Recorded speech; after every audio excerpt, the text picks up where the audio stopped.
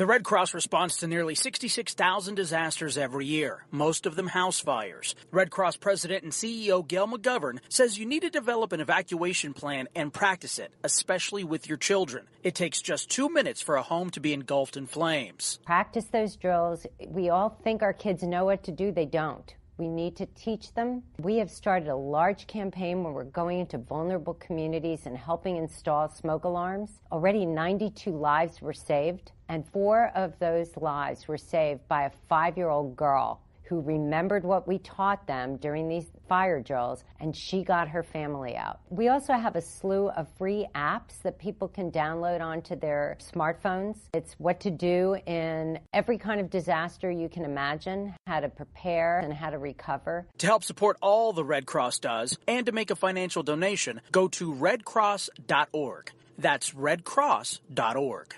See that cute little dog in the pet store window? Chances are it came from a puppy mill. A breeding facility that forces caged, neglected, and often sick dogs to churn out puppy after puppy to be sold for profit. Meanwhile, millions of wonderful, healthy pets end up in animal shelters. This leads to the killing of more than 9,000 by the end of today. But with one simple choice, you can help. Just by deciding to adopt instead of purchase your next pet. Animal shelters are full of amazing pets looking for a home. When you adopt your new best friend, not only are you saving a life, you're taking a stand against puppy mills. When your friends see the smart choice and impact you've made, they adopt their next pet and share with 5 of their friends, who share with 5 more. Before long, thousands get involved. Pet stores stop selling dogs from puppy mills, and even more lives are saved. And with your help, we can save them all. Visit bestfriends.org/puppymills to learn more. It's Thursday night, and you're grabbing drinks with some friends. Started off with a pitcher for the table, which quickly becomes 2. There's pool. And there's the photo booth. All right, everybody squeeze in. Say cheese! Followed naturally by an order of wings. And another. Can we get some extra ranch sauce? Then there's the ceremonial nightcap. So what are we doing this weekend?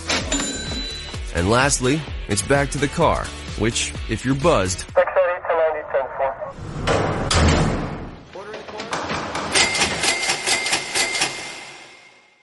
could be the most expensive night of your life.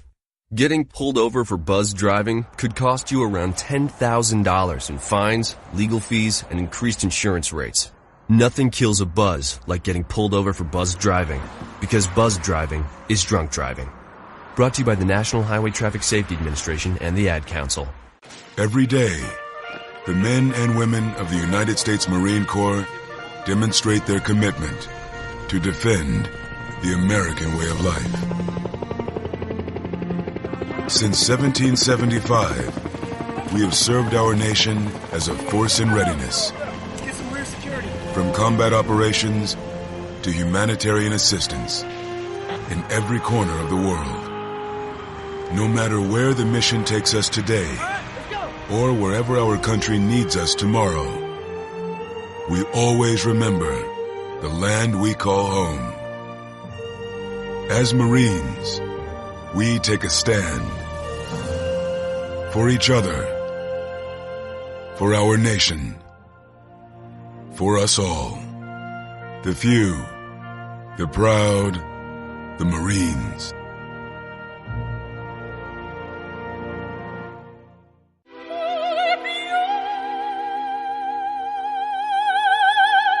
The human voice. It can be sweet as music, powerful as thunder, and so, my fellow Americans, cheerful as laughter. But for millions of people, it can also be a sign of COPD. This serious lung disease can make it so hard to breathe, you often can't catch a breath or finish a sentence, let alone carry a tune. And many who have COPD don't even know it. That's where your voice comes in. If you think you or a loved one have symptoms, talk with a healthcare provider. Early diagnosis can mean better treatments and quality of life. Join us in raising our voices for the millions with COPD who can't. Learn more, breathe better at NIH.gov.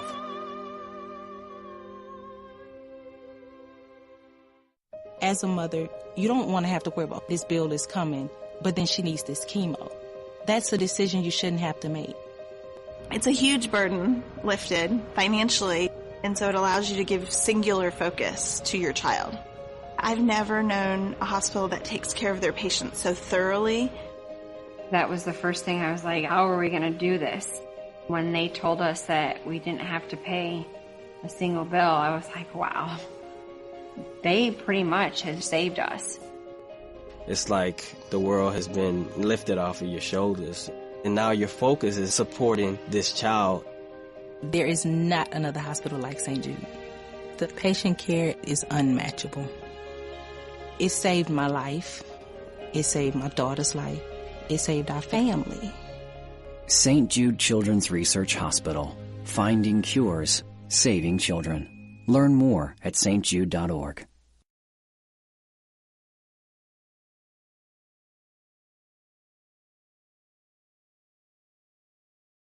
The following program is closed captioned for the thinking impaired. Zinc Media. Feel the power of knowledge.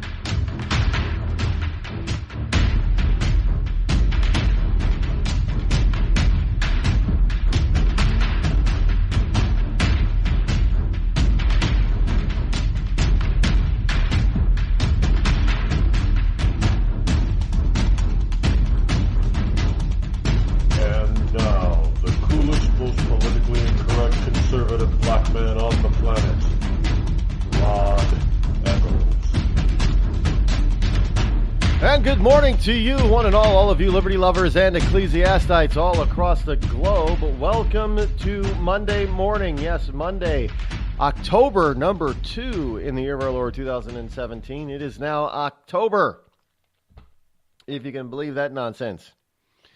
Already, October. Yes, time just keeps flying by. So we are officially and unofficially out of the summer. And really officially and unofficially into the holiday season, kicking it off with this month with Halloween.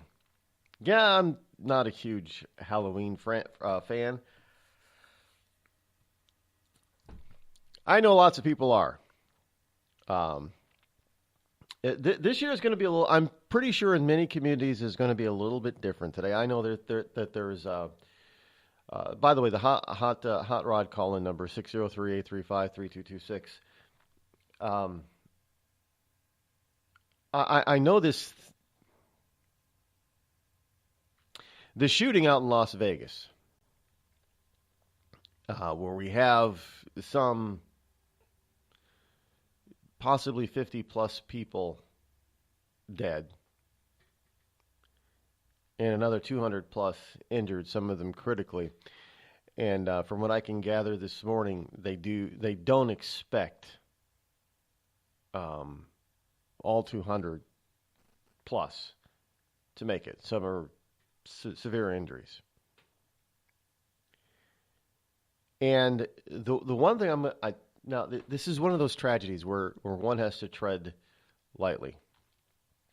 And one has to tread lightly simply because it's a human tragedy. And I know that there are going to be conspiracy theorists that are already starting their speculation. Another old guy goes on a shooting rampage. Really, a 64-year-old man is who they say is probably guilty of this feat, of this act of aggression, of terror.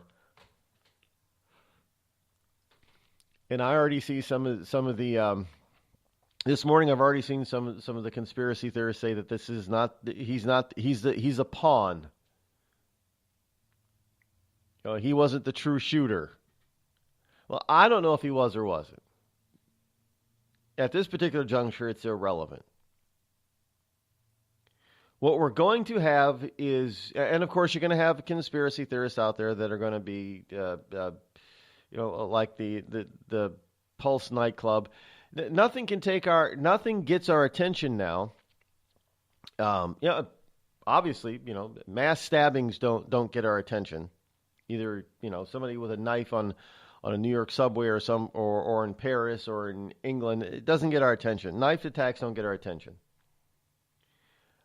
Somebody driving a truck over people on a bridge will get our attention. Or somebody shooting 50, 100, 300 people, that gets our attention. Now, it gets our attention here because we have so many people who are willing to utilize such an event as an excuse to grab your guns and take away your freedom.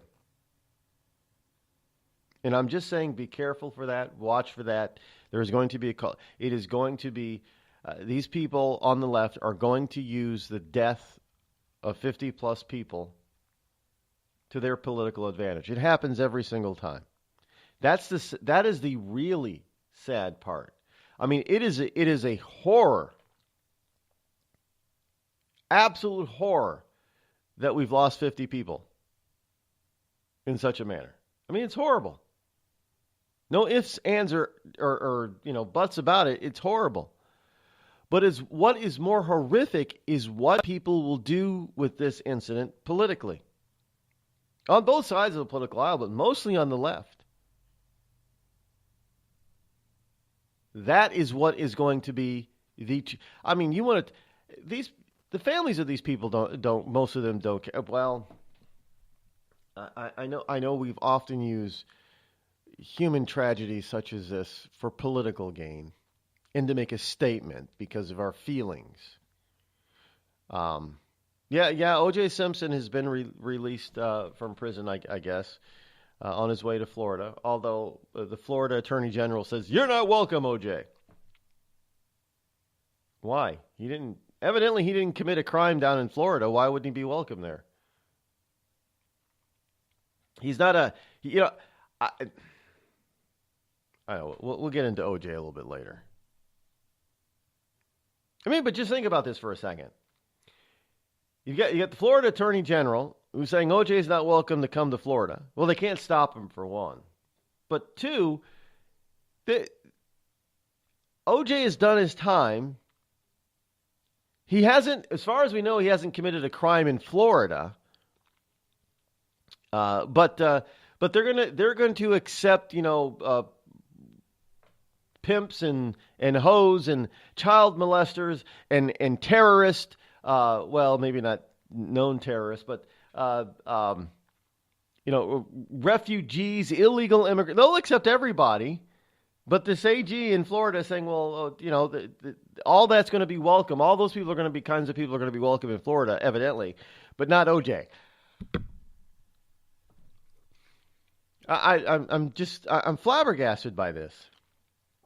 I don't even know why O.J. Simpson is a story, to tell you the truth. I really don't. I mean, the man was found guilty, a decade ago of another crime. He got a horrific sentence that most people get half the time that O.J. was sentenced with, which is why they let him out early, pretty much. Because they realized a disparity in the sentencing, and the sentencing was only done because, we got him on we couldn't get him on Nicole and Ron, so we're going to get him on this, and we're going to, this is the kind of BS that we've got to be careful of. We cannot go off willy-nilly on anything, strictly on emotion, because the emotion is going to get us into trouble. I mean, it makes no sense for the Attorney General of Florida to actually come out and say, O.J. Simpson, well, officially, he's not really welcome here in Florida. That means then if you're not going to come out against all the other people that I just mentioned that are going to be moving to your state, then that must mean you're okay. You're endorsing them to move to your state. That means you're endorsing, child molesters who may have been convicted in another state and they're moving to Florida to get away. Once they've been released, you're not coming out against them, so I guess they're fine. You're okay with a potential terrorist or illegal immigrants coming to your state because you're not speaking out against them, but you're speaking out against OJ, who, as far as I know, has not committed a crime in Florida. You got to be careful with this stuff. What are we going to? Are we now going to say, well, this guy in Las Vegas, well, he's not welcome to be buried in my state? What kind of crap is this? Stop playing politics with people's lives. This is not what politics is supposed to be about. This is not what government is supposed to be about. You don't play politics with people's lives. Now, we don't really know a hell of a lot of what the hell is going on in Las Vegas, but that isn't stopping the left, especially the lamestream media, from speculating and playing politics with people. I'm looking story after get a story. All the story was speculation. It was complete speculation. Oh, hey, we don't know what kind of gun he has, but the story says, and I quote, he may have an extended clip. He may have an automatic gun. This is news? They're speculating? News isn't speculation. News is about facts. When you start speculating in news, especially in this manner, you're politicizing a human tragic event. The left politicizes everything. Everything. It's disgusting. It's evil. I have noticed that they've stopped short of speculating whether or not this guy is a Trump supporter. I'm surprised by that. I got to tell you, I really am. I'm surprised they haven't I haven't heard that. I haven't read that or heard it this morning that they speculate that this guy is a Trump supporter. Probably because maybe they've learned their lesson, because every time that they've blamed, right-wing talk radio or Sarah Palin or Donald Trump or somebody else on the right, it comes out after the investigation that they were a big lefty. Like the D.C. shooter. Wasn't he a Bernie Sanders supporter?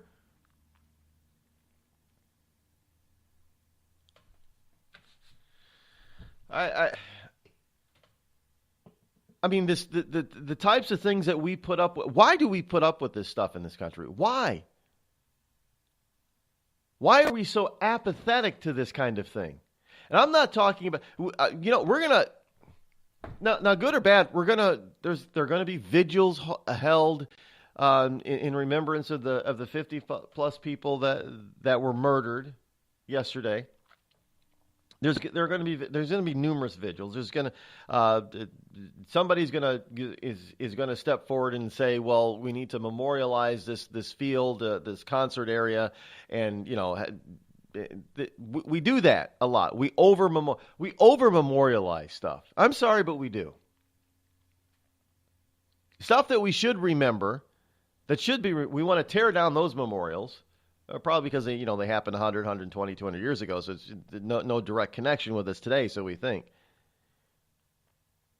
But we should know more. I mean, I drive down the road highways here in New Hampshire, especially in New England, and I see a plethora of these little roadside crosses. Now, what are those little roadside?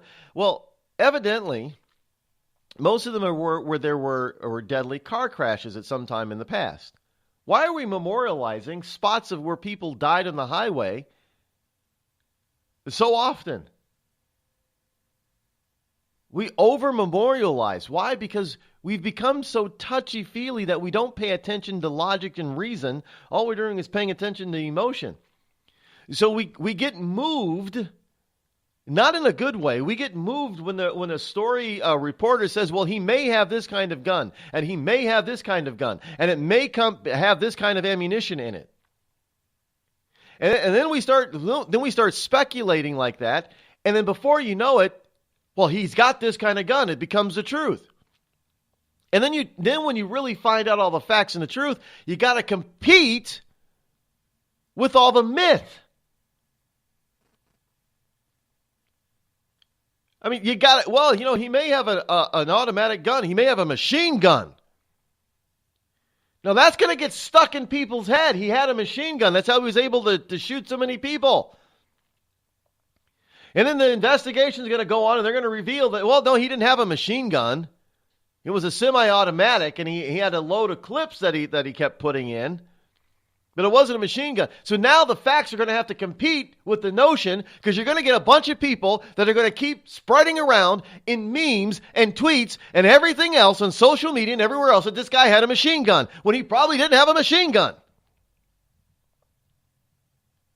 And then that kind of crap, those lies, that speculation is going to drip into our politics, like saying Nancy Pelosi saying, see, this is why we need gun control. This is why we need to ban this type of weapon. Because it happens every freaking time. Because one, we don't wait for the facts. Two, we have the lamestream media that speculates openly. And three, it touches everybody's feelings on the left and the right and how terrible this is, and we've got to do something now. Well, you can't do something until you know all the facts. Because you run off and start doing stuff that isn't based on fact, and you do the wrong thing. And it doesn't really ever, when you do the wrong thing, it doesn't address the real problem. What is the real problem? We don't know who this guy is. I can't find anything that tells us that everybody knows, oh yeah, we know this guy, and he was this kind of a person, and this guy. There's nothing like that out there yet. Maybe they do know. They're just not telling us yet. But I'm not going to speculate who he is, who he was. The facts are, evidently he was 64. I mean, another older guy, just like the DC shooter. And this is really kind of weird and rare. I thought baby boomers are supposed to be all about peace, love, and understanding, and turn your gun into plowshares, right? Into plows. Why all of a sudden do we have the latest terrorist attacks, on domestic terrorists? Why are they baby boomers? Somebody asking that question? This is a tragic event, and the really sad part about it, unfortunately, isn't that some 50-plus Americans lost their lives just for going to a concert, or that some jackass decided to shoot up a concert and spray bullets and hit some 250, 300 people. No, that's not the sad part is yet to come. When we're going to have a bunch of politicos use the deaths and injuries of these innocent American citizens just out to have a good time, they're going to unwillingly get pulled into some sort of garbage of political discourse that has really nothing to do with them. But they're going to be used as political pawns, and the rest of us will sit by. Well, most of the rest of us will sit by and let it happen. That's the really, really sad part.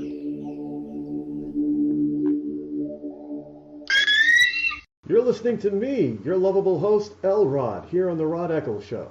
We've all heard of male enhancement, but now there's an expert on true male enhancement in the areas that really count. In Herb Ellis's book, Husband 2.0, Real Male Enhancement, you'll find answers to questions like, why doesn't she want to have sex? A quick start, quick results workout guide. Plus, what you can do as a side hustle to make money now. With all the great tips in this book, every man can benefit. Get the book, Husband 2.0 Real Male Enhancement, on Amazon.com.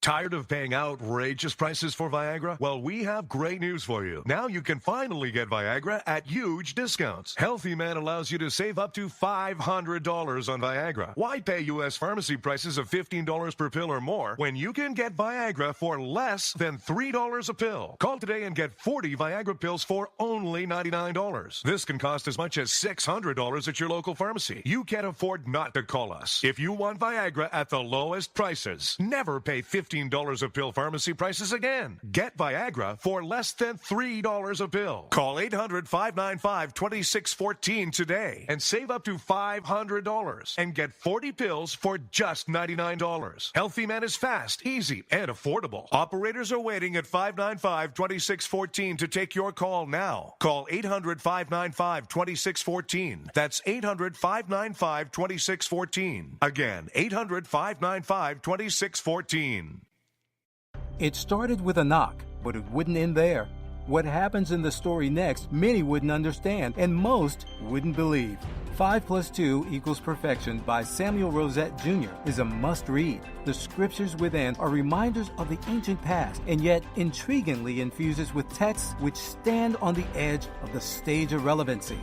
Available online at Westbow Press, Amazon, Books A Million, Barnes & Noble, and SamuelRosetteJr.com.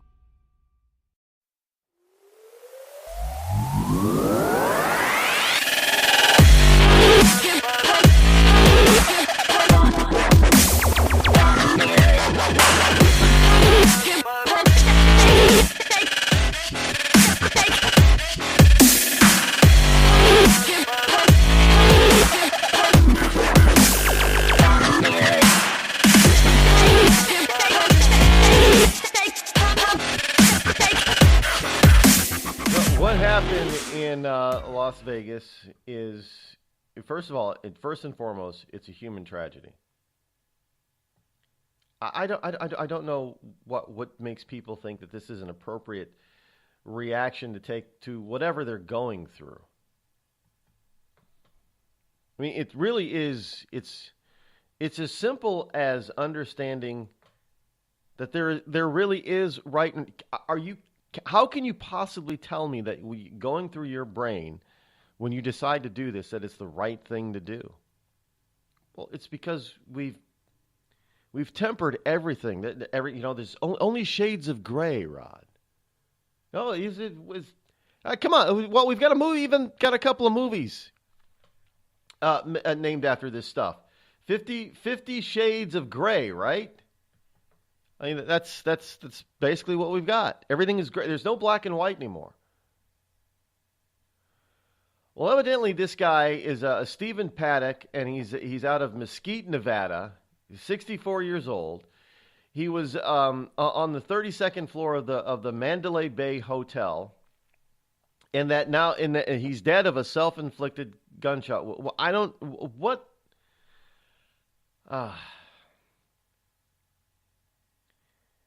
Now, as far as we know, here's the latest. At least 50 people are dead. 406 people were sent to hospitals. Over 400 people. And they're already labeling it the deadliest mass shooting in U.S. history because it's obviously you got to make it, got to make it historical.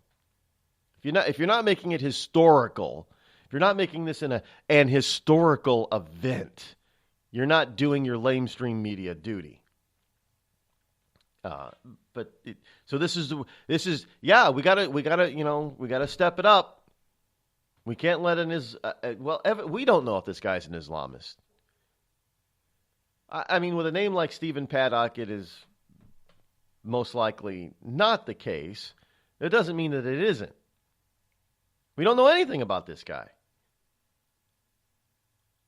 But it's not going to stop CNN and CNBC and MSNBC and MSMS and NBC and ABC and even Fox from trying to speculate to try to get one up on the other, to try to tell you who this guy is or was or what he did. They're going to try to speculate through his recent history, his history going back to his birth. Oh yeah, he grew up in his parents were loving and caring and grew up in suburbia, and they're going to come up with all this garbage.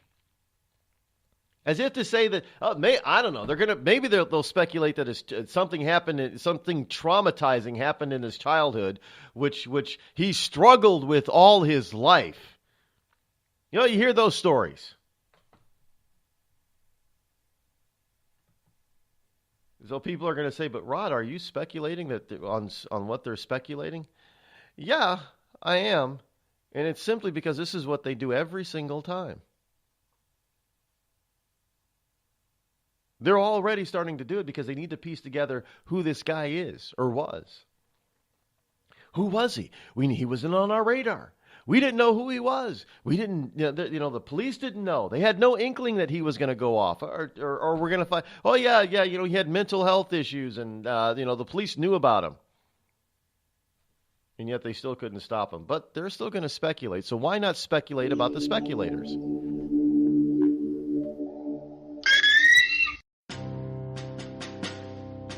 On the battlefield, there's a saying America's military men and women live by. Never leave a fallen warrior behind, ever. Off the battlefield, Wounded Warrior Project operates with the same goal. We leave no warrior behind. Wounded Warrior Project is a non-profit organization created to help our men and women returning home with the scars of war. Whether those scars are physical or mental, we're here to make sure that they heal.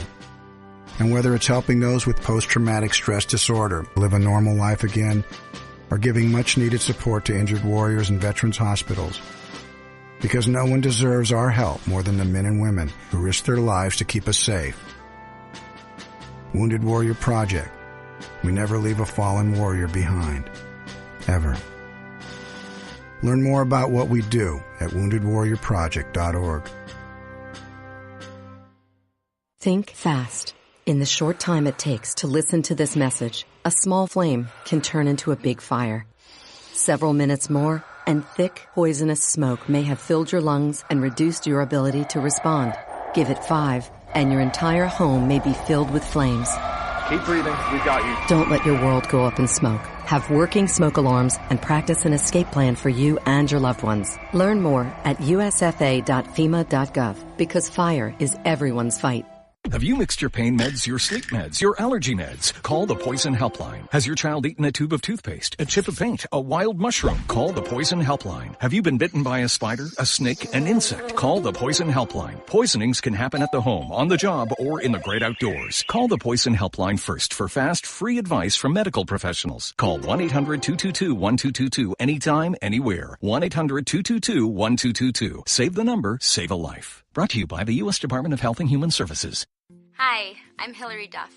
As a mom, I'm proud to support the March of Dimes in helping more women have full-term pregnancies and healthy babies. That's why I walk in March for Babies. The money we raise funds research and local programs that help babies overcome the challenges of premature birth and birth defects. Sign up today at marchforbabies.org. Together, we can help make healthier babies possible for thousands of families. It's pretty amazing when you consider that 7 years ago, we didn't have the treatments we have now. We cure 80% of children with cancer. Go back 50 years, we were curing 20 to 30%. This is the miracle story of modern medicine. We understand what makes this cancer tick. And of course, without donors from around the world, this just couldn't happen. There's one thing we're focused on, and that's beating this thing. St. Jude Children's Research Hospital. Finding cures, saving children. Learn more at stjude.org. It's Thursday night, and you're grabbing drinks with some friends. Started off with a pitcher for the table, which quickly becomes 2. There's pool. And there's the photo booth. All right, everybody squeeze in. Say cheese! Followed naturally by an order of wings. And another. Can we get some extra ranch sauce? Then there's the ceremonial nightcap. So what are we doing this weekend? And lastly, it's back to the car, which, if you're buzzed,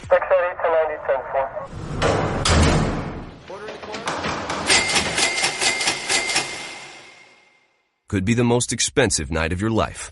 Getting pulled over for buzz driving could cost you around $10,000 in fines, legal fees, and increased insurance rates. Nothing kills a buzz like getting pulled over for buzz driving, because buzz driving is drunk driving. Brought to you by the National Highway Traffic Safety Administration and the Ad Council. America's wounded warriors are coming home. After serving on foreign shores, these brave men and women are returning to their families and communities.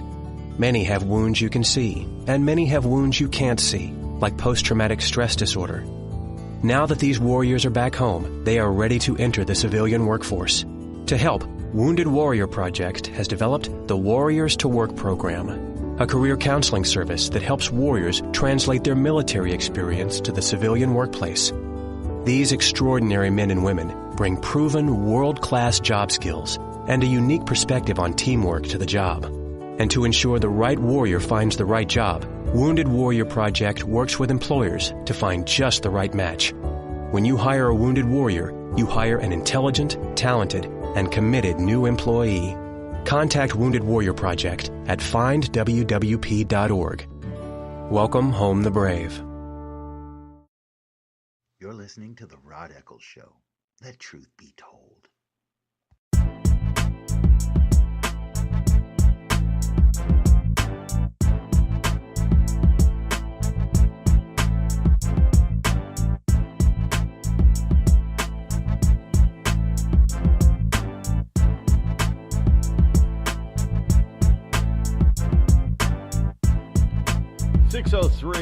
603-835-3226. That is the Hot Rod Action Line number. Evidently, now this is something that's I find a little bit interesting and weird. We have a shooting event on the Las Vegas Strip. And they pretty much shut down the Las Vegas McCarran International Airport. Yeah, here's the story right here. That the shooting started at about 10 p.m. and the airport even flights couldn't get out. They even diverted some flights that were coming in. And at about 1 a.m. or sometime after 1 a.m. their time, they started allowing a limited flight schedule. I don't. You want to get the hell out of Dodge? Well, don't head to the McCarran International Airport then. You're not getting out. Flights were being held in and out of Las Vegas McCarran International Airport. The Federal Aviation Administration said McCarran Airport tweeted that some flights were diverted. Minutes later, McCarran said that some flights in and out of the airport had been temporarily halted. Now, at about 1 a.m., McCarran tweeted that limited flight activity had resumed, but travelers should expect ongoing delays. I'm not a first responder, and I fully understand that they want to make sure that violence like this doesn't spread.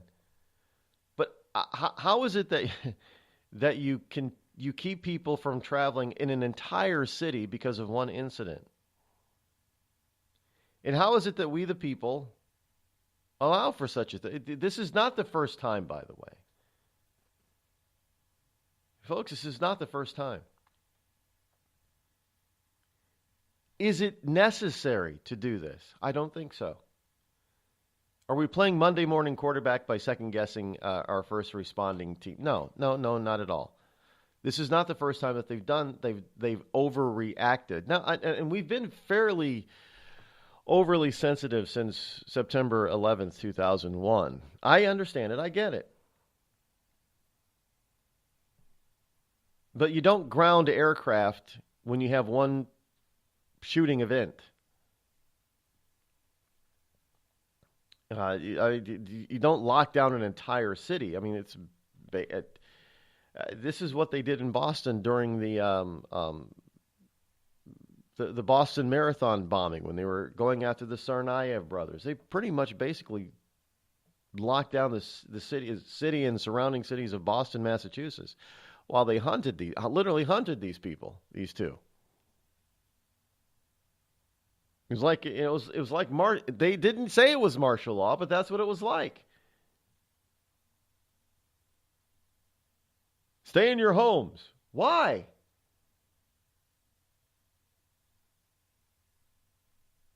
Why? Why do we accept such things?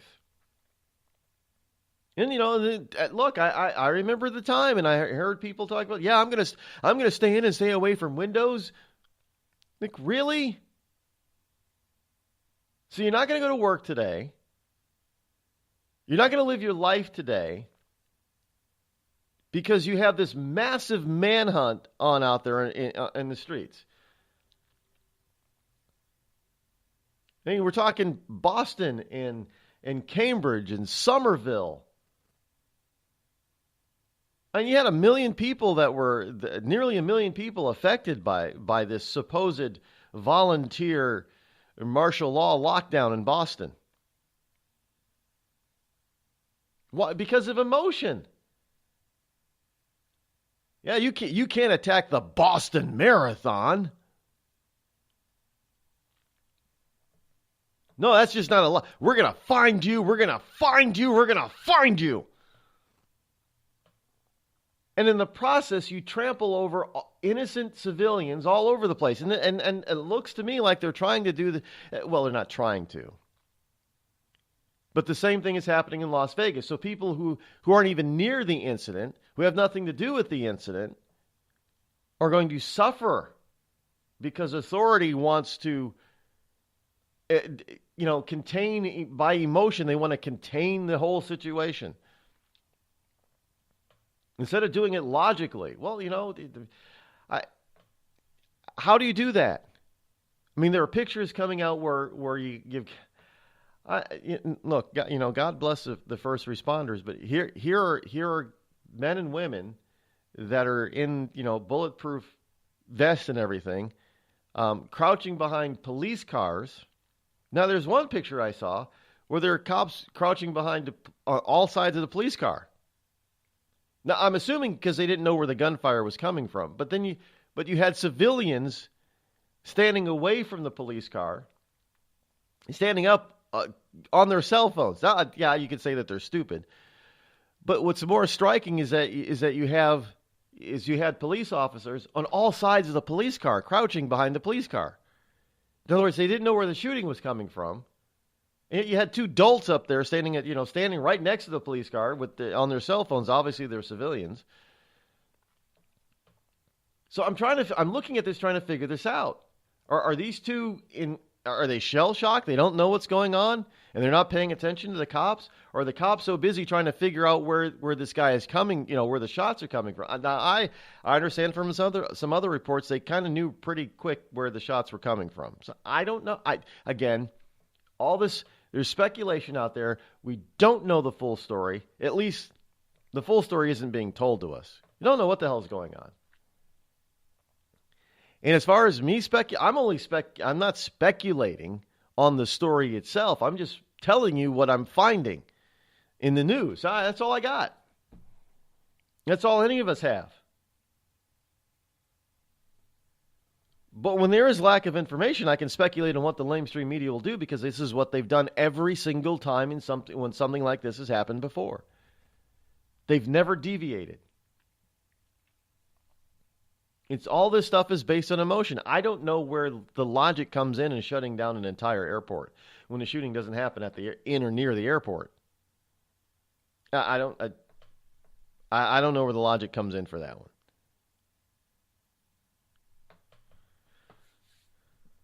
But in any case, and we don't have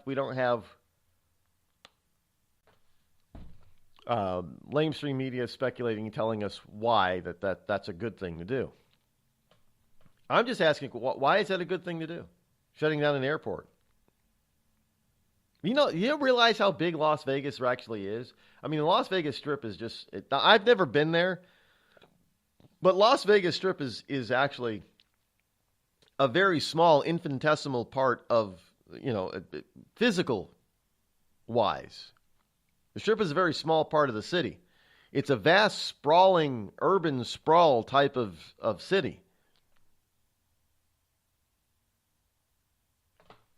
It's not a to a certain degree, Boston, for instance, is a very compact area. It's a compact city. Las Vegas is nothing like Boston. It is spread out. It is a massive metropolitan area. It's just... I am getting some other information here. I'm told that there's something wrong with the phone number. No, for crying out loud. If it's not one thing, it's another with this, with my technology. During the breaks, I will have to try to figure. I don't know. I know all weekend I was trying to get a new phone number. Hot Rod line or something like that. Call 1-800-HOTLINE or Rod line or something. But we've been trying. But I didn't tell him to get rid of my old number. I didn't tell him to do that because I need that until we secure. Well, we'll fix it. We will fix it. Don't worry. If people are trying to call in, you can. Well, I don't have a backup number for this. That can. I don't have a backup number for this.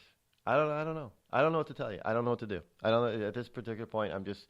I can throw my hands up and say technology wins another battle. It's still not going to win the war, but it wins another battle. We'll get it straightened out during the breaks. Subscriber not in service. I don't know what that means. So okay. Thanks, guys, in the chat room. So utilize the chat room as much as you can then today. I don't know what the I don't know. All bills are paid here, so I don't know. I don't know. In any case, developed a spectator mentality. Yeah, we have. We've done well. We've got a lot of people that have posted videos of the carnage in DC or Las Vegas. They did so in DC too. Las Vegas are online already. On Facebook and Twitter. I don't know. Maybe it's because we do have a spectator mentality about stuff now. I mean, and you could say this is the reasoning or the fault of, and this isn't speculation. There is some psychological validity to this. Because of all these reality shows that we have. I mean, think about it. We have all these so-called, and many of them are at least partially scripted. They're not all, totally and completely reality. But we have these so-called reality shows.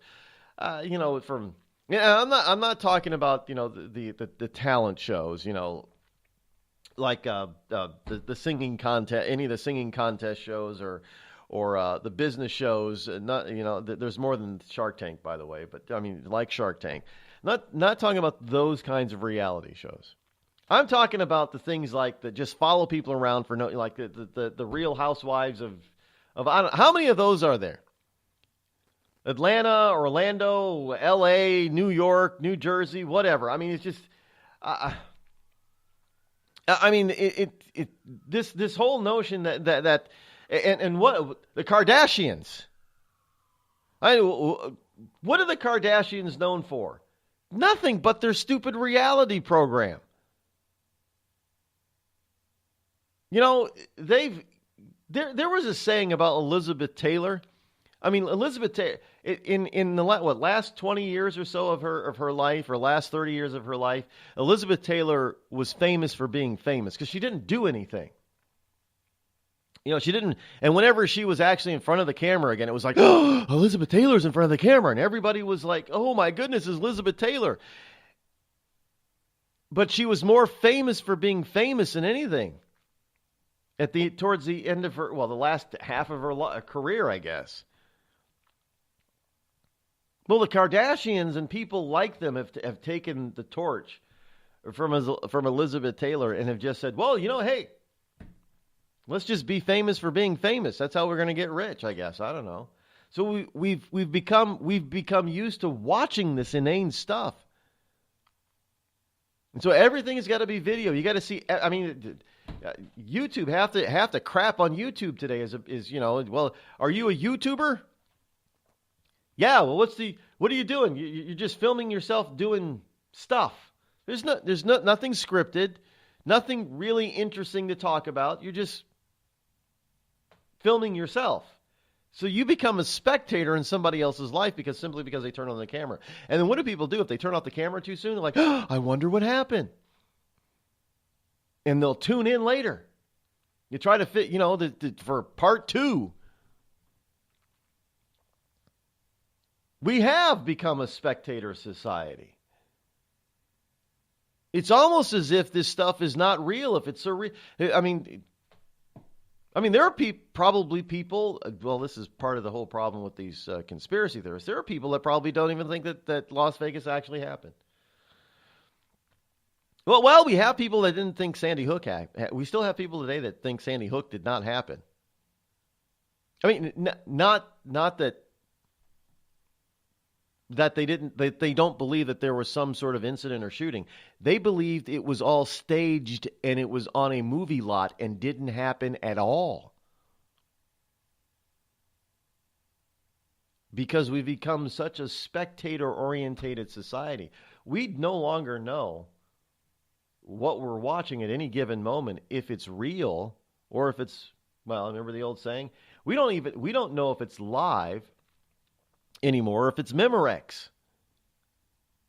Anybody remember that those commercials? Is it live or is it Memorex? For those of you who don't know, Memorex was cassette tapes. And they were supposed to be so good that you wouldn't be able to tell if it was a live recording or if it was a Memorex recording that you were or not a live recording, but a live event that you were hearing or a recording of that event that you were hearing.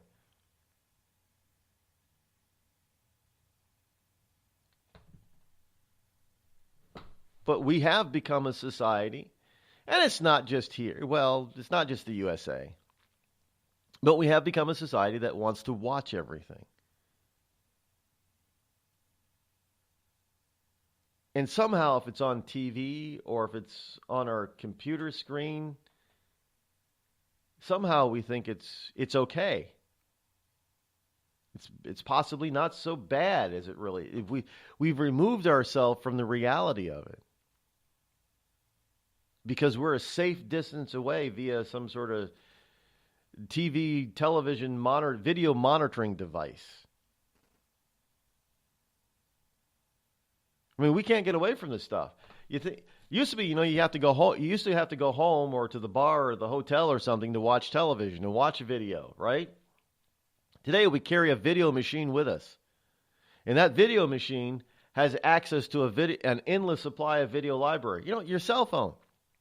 You can get your Netflix, your Hulu, your some of your cable providers on your cell phone, and you can access anything that they have in their library from your phone. I mean, there are some phones you can get memory where you can load up your own videos or get access if you have videos loaded up in some sort of storage unit on a home network. You can tap from your phone. You can tap into your own home network and get your own stuff. So we like to, and wherever we go, our head is down. It's like we are experiencing life through our cell phone devices now. We don't even bother to look up. I can't tell you how many times I've been walking down the street or driving the car and happen to look on the sidewalks in a downtown area someplace, and I see half the people walking down that are walking down the street. They're looking into their phone and not looking where they're going. So instead of experiencing real life when they're outside, they're still viewing. Something is so important on that damn phone that they got to have their head down to see it.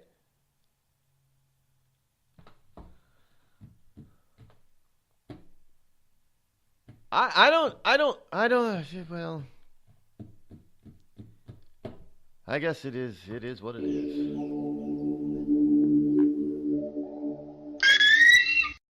Hello, America. It's me, your history. I remember a time when we thumbed our nose in a king's face and sent him packing. And when fascists and emperors talked a little bit too loud, we showed up, tore their cities to the ground, and then rebuilt them just to prove we could. We put men on the moon, we won a Cold War, and we elected fearless leaders who led fearless people. What the hell happened to you, America? Back in my day, we didn't elect a big-eared community organizer. We punched him in the kidney. Maybe it's time you came home, America. Home where you belong. We've all heard of male enhancement, But now there's an expert on true male enhancement in the areas that really count. In Herb Ellis's book, Husband 2.0, Real Male Enhancement, you'll find answers to questions like, why doesn't she want to have sex? A quick start, quick results workout guide. Plus, what you can do as a side hustle to make money now. With all the great tips in this book, every man can benefit. Get the book, Husband 2.0, Real Male Enhancement, on Amazon.com. Tired of paying outrageous prices for Viagra? Well, we have great news for you. Now you can finally get Viagra at huge discounts. Healthy Man allows you to save up to $500 on Viagra. Why pay U.S. pharmacy prices of $15 per pill or more when you can get Viagra for less than $3 a pill? Call today and get 40 Viagra pills for only $99. This can cost as much as $600 at your local pharmacy. You can't afford not to call us. If you want Viagra at the lowest prices, never pay $15 a pill pharmacy prices again. Get Viagra for less than $3 a pill. Call 800-595-2614 today and save up to $500 and get 40 pills for just $99. Healthy Man is fast, easy, and affordable. Operators are waiting at 595-2614 to take your call now. Call 800-595-2614. That's 800-595-2614. Again, 800-595-2614. It started with a knock, but it wouldn't end there. What happens in the story next, many wouldn't understand, and most wouldn't believe. 5 + 2 = Perfection by Samuel Rosette Jr. is a must-read. The scriptures within are reminders of the ancient past, and yet intriguingly infuses with texts which stand on the edge of the stage of relevancy. Available online at Westbow Press, Amazon, Books A Million, Barnes & Noble, and SamuelRosetteJr.com. This is Free America broadcasting on the Rod Eccles Show with a message to all patriots trapped behind the lines in California, New York, Boston, and Chicago. Don't give up, true lovers of America. Even as we speak, moves are being made to drive the invaders back to the land from which they came. Defeat the would-be dictators and lift the chains of tyranny from around your neck. Stay strong. Stay brave. You're not forgotten, and you're not alone. Until next time, patriots, this is Free America signing out.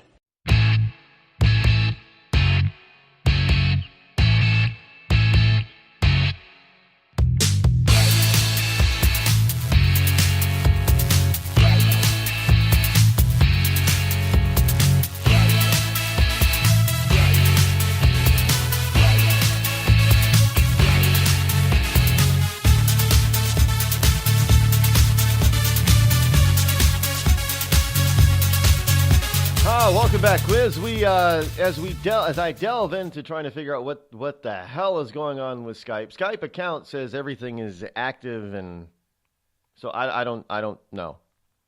I don't. I'm sorry, folks. At this particular juncture, I have no clue or answer for you at the moment. This isn't the first time, by the way. With Skype, this is not the first time. I'm just saying. Now, I'm not saying that there's somebody out there who's purposefully attacking me, but it makes one speculate, since we're going to speculate on stuff. But according to my, account history and information on Skype, everything should be active. Maybe in my request, requesting trying to get a different phone number, maybe they did think that I wanted to. I have no idea. I can't tell you at the moment. I have to go back and check everything that we were doing over the weekend to see if I did something. I don't know. I can't tell you, folks. Just another tech battle. But we will get it ironed out. We will get it straightened out, and it will be back to normal post haste as soon as we possibly can do that. But at the moment, at this juncture, I can't even think of what the issue is. I don't know. It's frustrating. It's frustrating. It's frustrating for the listeners. Now, if it's frustrating for you, can you imagine how it's frustrating for me? Just say, well, yeah, what do you mean about you? Well, this show is all about me. That's why it's called the Rod Eccles Show.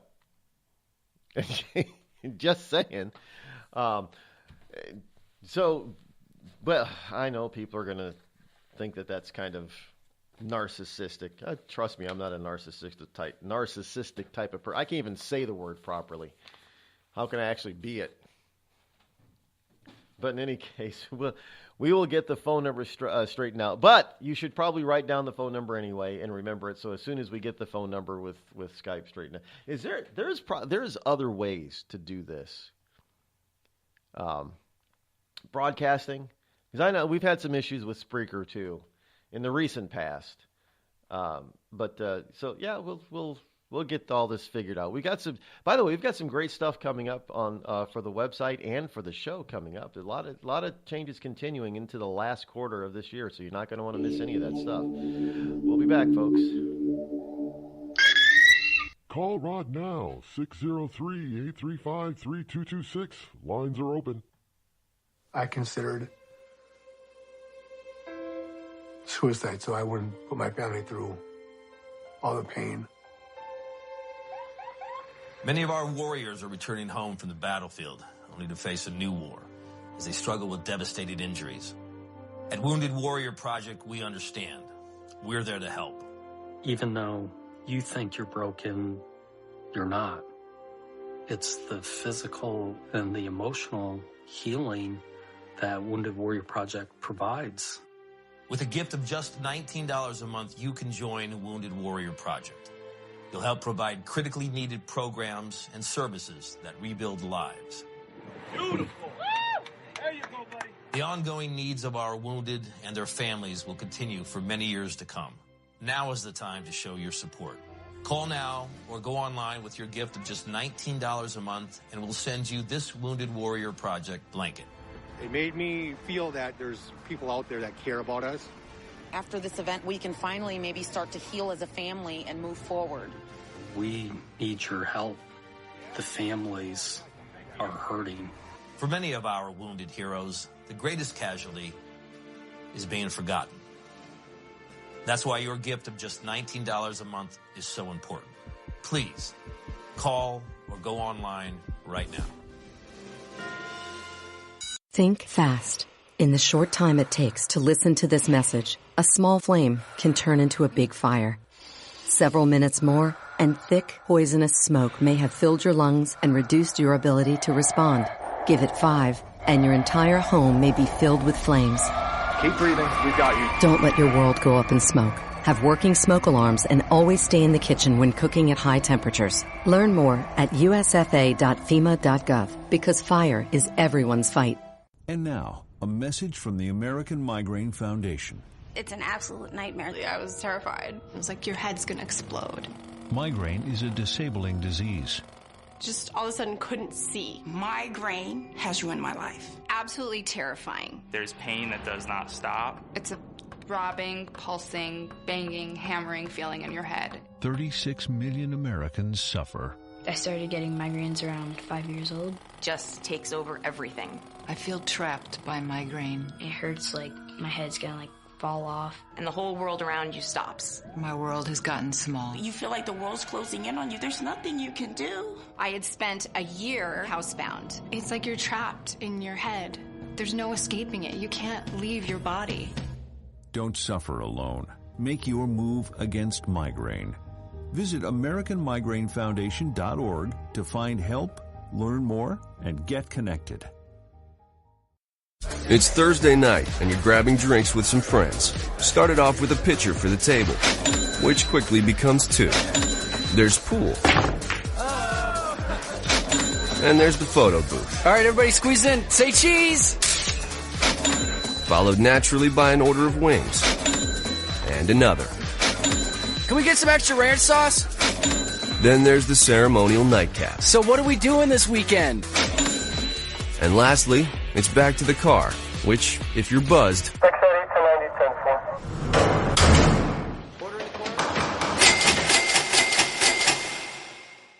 could be the most expensive night of your life. Getting pulled over for buzz driving could cost you around $10,000 in fines, legal fees, and increased insurance rates. Nothing kills a buzz like getting pulled over for buzz driving, because buzz driving is drunk driving. Brought to you by the National Highway Traffic Safety Administration and the Ad Council.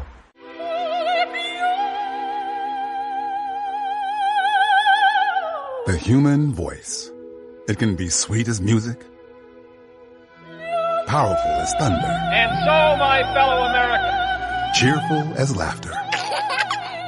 But for millions of people, it can also be a sign of COPD. This serious lung disease can make it so hard to breathe, you often can't catch a breath or finish a sentence, let alone carry a tune. And many who have COPD don't even know it. That's where your voice comes in. If you think you or a loved one have symptoms, talk with a healthcare provider. Early diagnosis can mean better treatments and quality of life. Join us in raising our voices for the millions with COPD who can't. Learn more, breathe better at NIH.gov.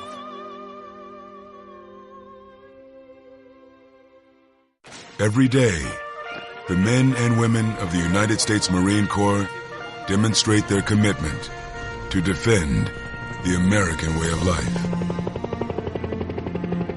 Since 1775, we have served our nation as a force in readiness.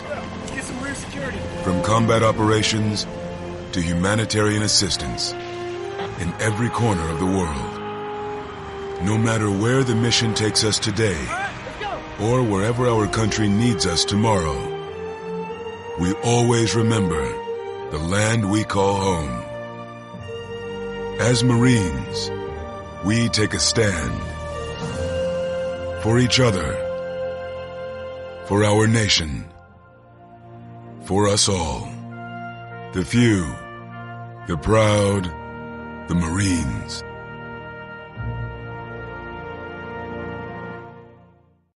Zinc Media. Feel the power of knowledge.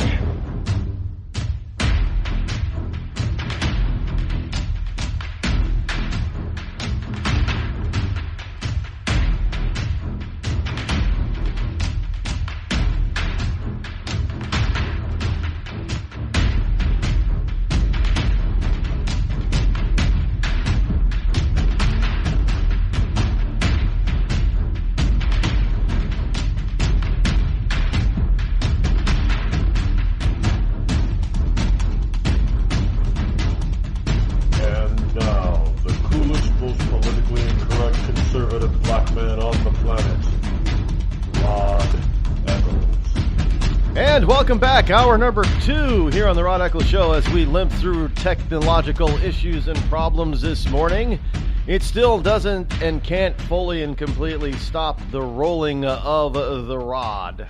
That's right, that would be me. So welcome back to all of you liberty lovers and ecclesiastites all around the globe, as well as you wonderful liberty or anti-liberty lovers. You know who you are, you liberals. You understand that. I don't know. Who knows? Maybe some of you liberals are hacking the system and behind some of the troubles that I have, but that's okay because you can't stop me completely. Oh no, can't stop me completely. There's too much. I am not a brilliant technician when it comes to technology stuff, but I'm smart enough to either find the people that can help me or figure it out on my own. It may take me a little bit of time, but I eventually get things straightened out, and it usually doesn't take nearly as long as it used to, by the way. So yeah, I learn fast. I'm a quick learner, as they say. In any case, we're still working on the phone number, but the phone number is still, at this moment, 603-835-3226. As soon as we get that active again, got a quick message into Skype to see if they can fix the issue. Who knows how long that's going to take? They could be getting better. People are listening to this program on Spreaker. I remember at the time when I first moved to Spreaker, it could take a week before you sent them a message, and it could take them a week to get back to you. They've improved a lot on their customer service end since those earlier days, I guess you could say. They do respond a lot faster, and most issues they do settle within a business day. So I will give them kudos for that. They've improved quite a bit here on Spreaker. Because it used to be, and they used to blame you. I remember Spreaker used to blame me. I'm like, what? It's not my fault. I don't have access to that. It's not my fault. Or they would say, well, we already answered your question. Like, really? Let me check my emails. Maybe I missed it. Nope, no email from Spreaker. So no, you didn't. But yeah, stuff like that. But they don't. Since then, over the past year, we've had a number of issues, and they haven't done any of that over the past year. So good. There have been issues, but they've been on top of them in a relatively short. They're not Amazon yet as far as customer service. Spreaker is not Amazon when it comes to customer service, not yet. Will anybody ever be like, was it Zappos, the shoe people?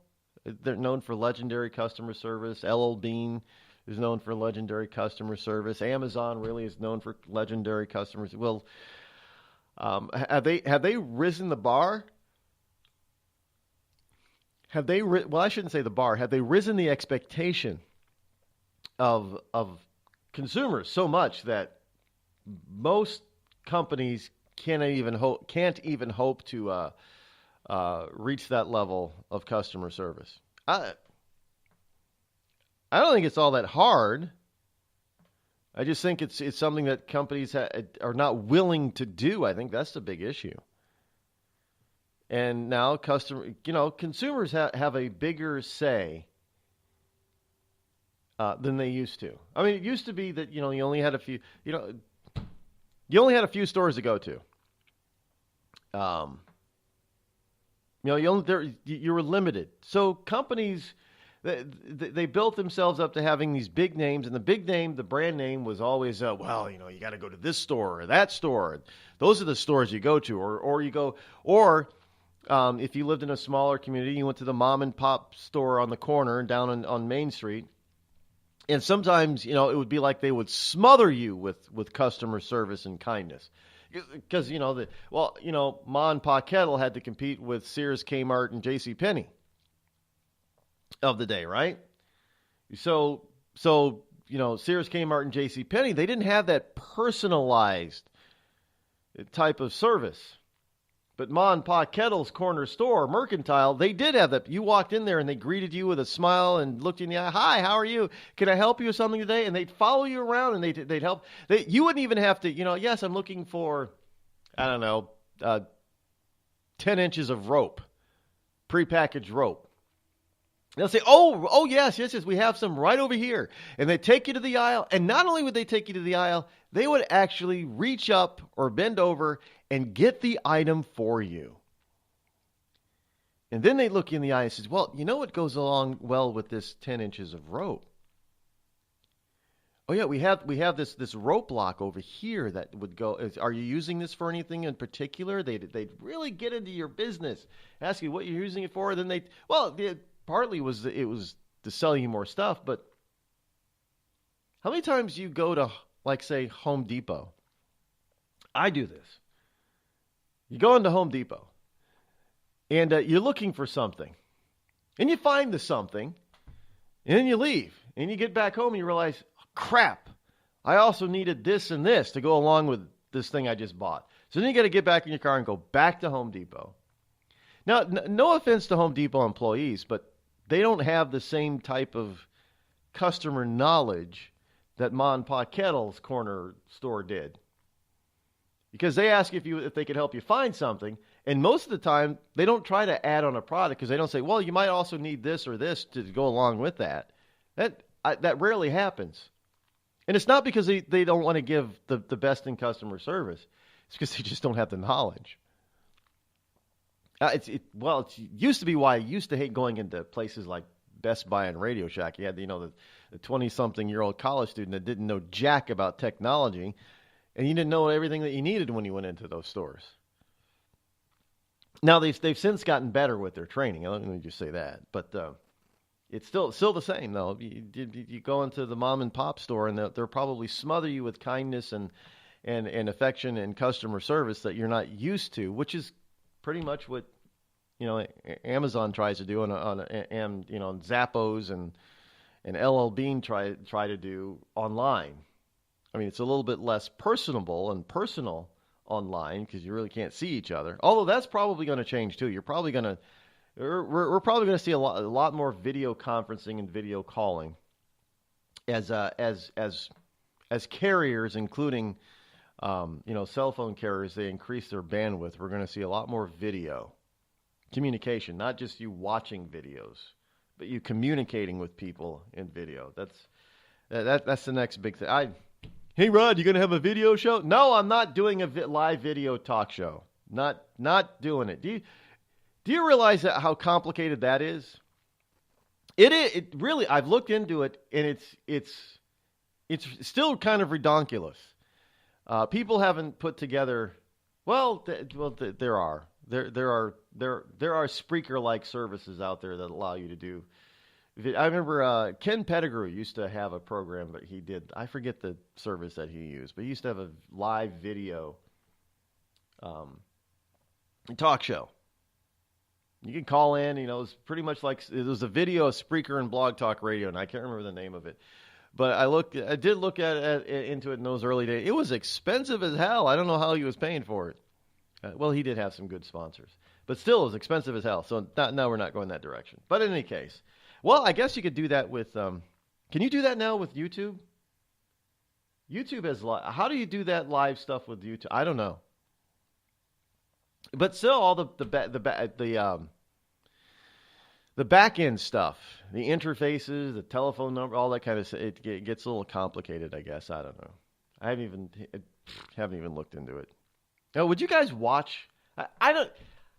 I've always had a problem with watching talk shows. I mean, you're going to sit there in front of your computer screen or your cell phone, and you're just going to watch somebody talking to you in a camera. I mean, do you do that? Would you guys do that? Would you watch this program if it were live video? Would you watch it? I feel I think I'd feel a little bit paranoid. Now, what's the song from back in the 80s? I always feel like somebody's watching me. Remember that? Was it Maxwell? Is that the yeah. I cannot do a falsetto voice, I know. But I don't. Well, it's one thing if it's not live, if it's pre-recorded. That's one, because then you can get into do different things. And this is, I don't know. I guess I'd really have to really think about how you do a live program like that. I just couldn't see sitting in front of it. Well, why not? Do what Johnny Carson's. Well, it's not Johnny Carson obviously anymore, but in whatever. The Tonight Show, he sat behind a desk and just talked to people. But it wasn't a live. You didn't interact with it. It wasn't a live show. It was pre-recorded. And they did all kinds of other things, too. Even when Rush did his half-hour TV show, it wasn't live. And again, there was a lot more to it than just him sitting behind a desk talking with a microphone in front of his face. I don't know. I have to think about that. Any case, that went far too long. There is plenty of video out there.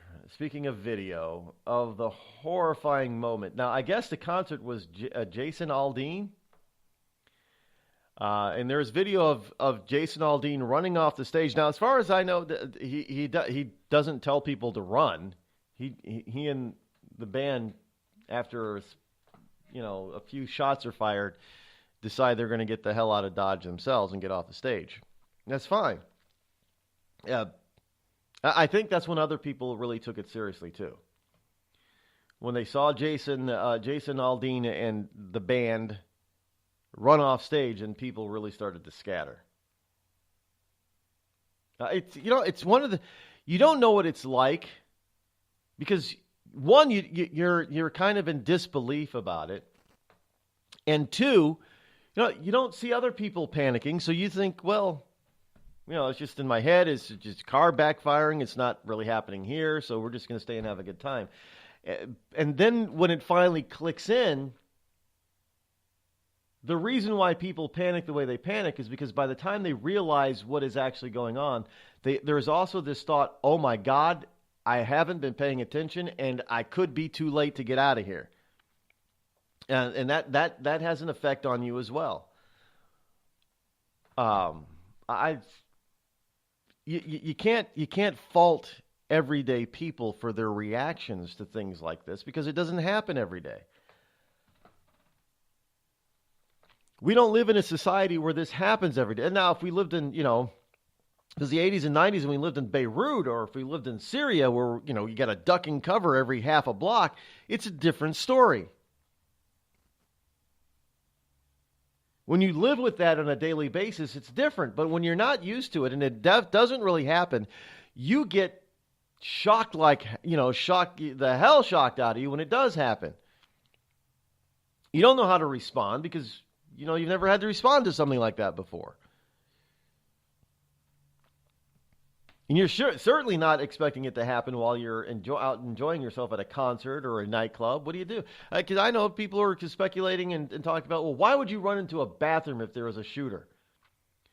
Well, because you've never experienced anything like that before, and you're just trying to get from direct line of sight. You're trying to get out of direct line of sight. That's the whole point.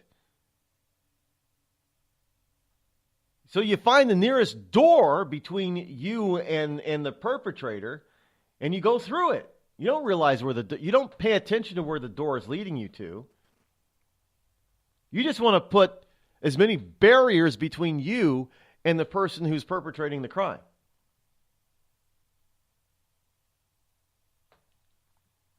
That's the way that's the way people have always been. Is to try to put a safety barrier between the two. Now, whether or not that barrier ends up actually being a safety barrier in the long run, oftentimes it's not, but that's what we try to do. Especially when you're not used to this sort of thing happening on a daily basis.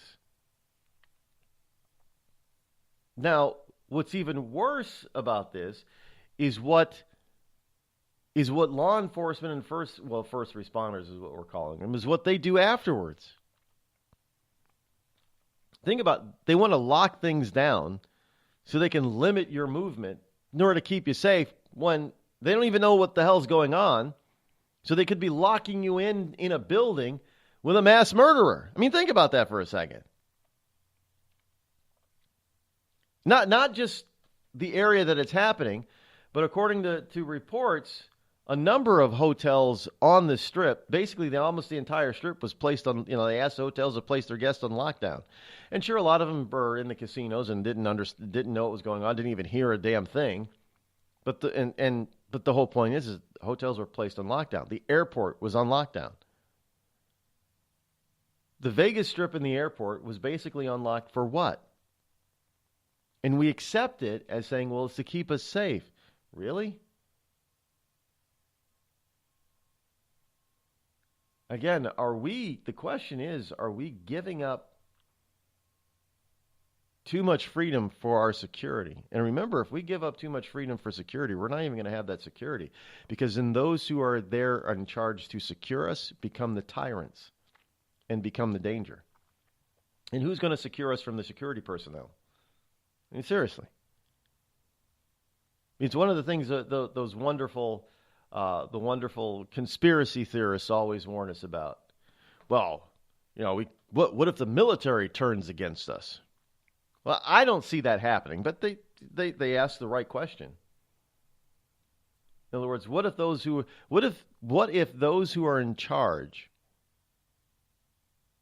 of keeping us safe turn against us? And frankly, it's happened far too often where people who are supposed to keep us safe are far too willing just to follow orders from a few people who don't have our safety in mind.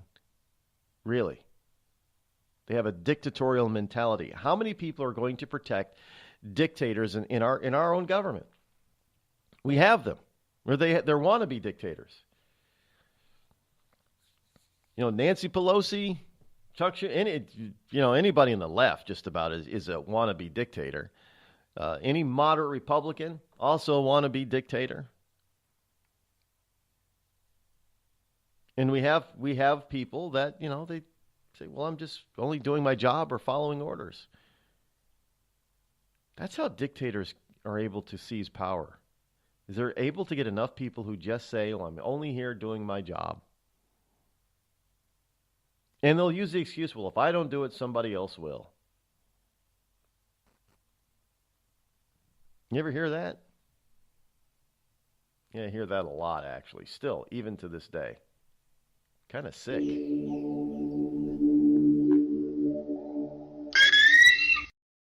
You're listening to the Rod Eccles Show, the coolest, most politically incorrect, conservative black man on the planet.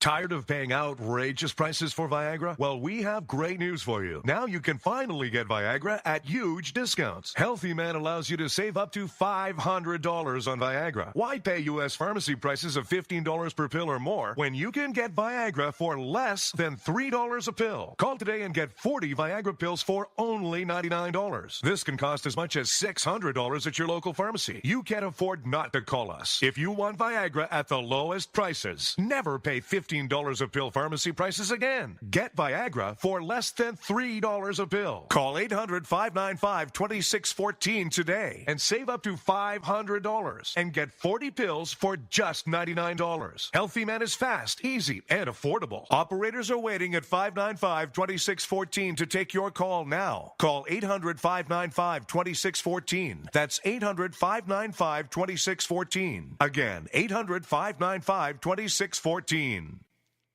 We've all heard of male enhancement, but now there's an expert on true male enhancement in the areas that really count. In Herb Ellis's book, Husband 2.0, Real Male Enhancement, you'll find answers to questions like, why doesn't she want to have sex? A quick start, quick results workout guide, plus what you can do as a side hustle to make money now. With all the great tips in this book, every man can benefit. Get the book, Husband 2.0, Real Male Enhancement, on Amazon.com. It started with a knock, but it wouldn't end there. What happens in the story next, many wouldn't understand, and most wouldn't believe. 5 + 2 = Perfection by Samuel Rosette Jr. is a must-read. The scriptures within are reminders of the ancient past, and yet intriguingly infuses with texts which stand on the edge of the stage of relevancy. Available online at Westbow Press, Amazon, Books A Million, Barnes & Noble, and SamuelRosetteJr.com. You know, a couple of weeks ago, a long-haired young person came into our bank and said to me, I bet you won't lend me money to buy an electric guitar. Well, he was making $100 a week, and he was over 18, and I said, I bet you I will lend you money to buy an electric guitar. And I did. So what happens? The punk gets busted for possession of dangerous drugs, and we're out $350. There's one thing about kids nowadays. You don't have to give them credit. Universal Bank. We trust you. About as far as we can throw you.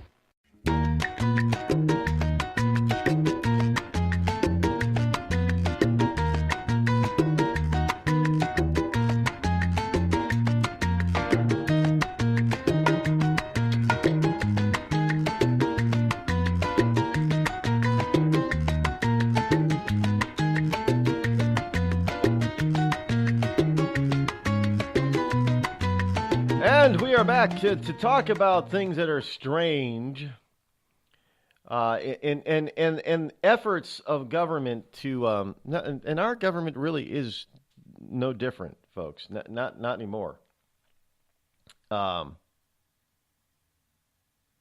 Honestly, let's move offshore here from the United States to Spain, which is a part of the EU. And, you know, we've got some Puerto Rican news here about some. Do you know that there's a Puerto Rican mayor that is, she's chastising Trump? Well, she's a Democrat. Now Puerto Rico has voted, and finally they decided that they would like to, once they get their fiscal house, their financial house in order, they want it to become, join the union, be a state. Well, she likes the idea of just being a receiver, being a territory, being a protectorate. She doesn't think she wants to be a state.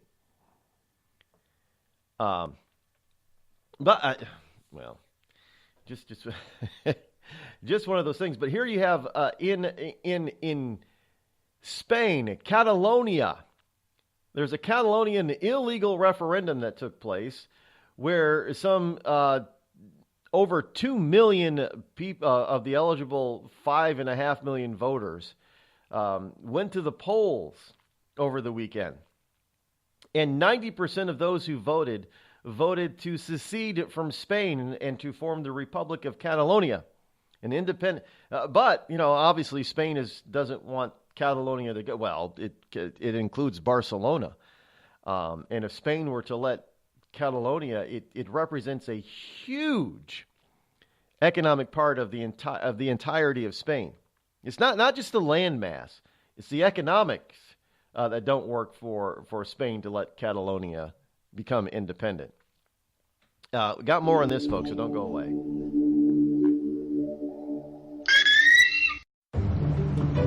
Dad, we need to talk. Can we just enjoy the drive?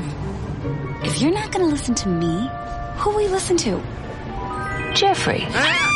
Marcia Gay Harden, what? Eyes on the road, Dad. What are you doing? What are you doing in my back seat? How did you get in here? You're getting older. Not that old. Your brain's changing. It's natural. Yeah, that's what I was saying.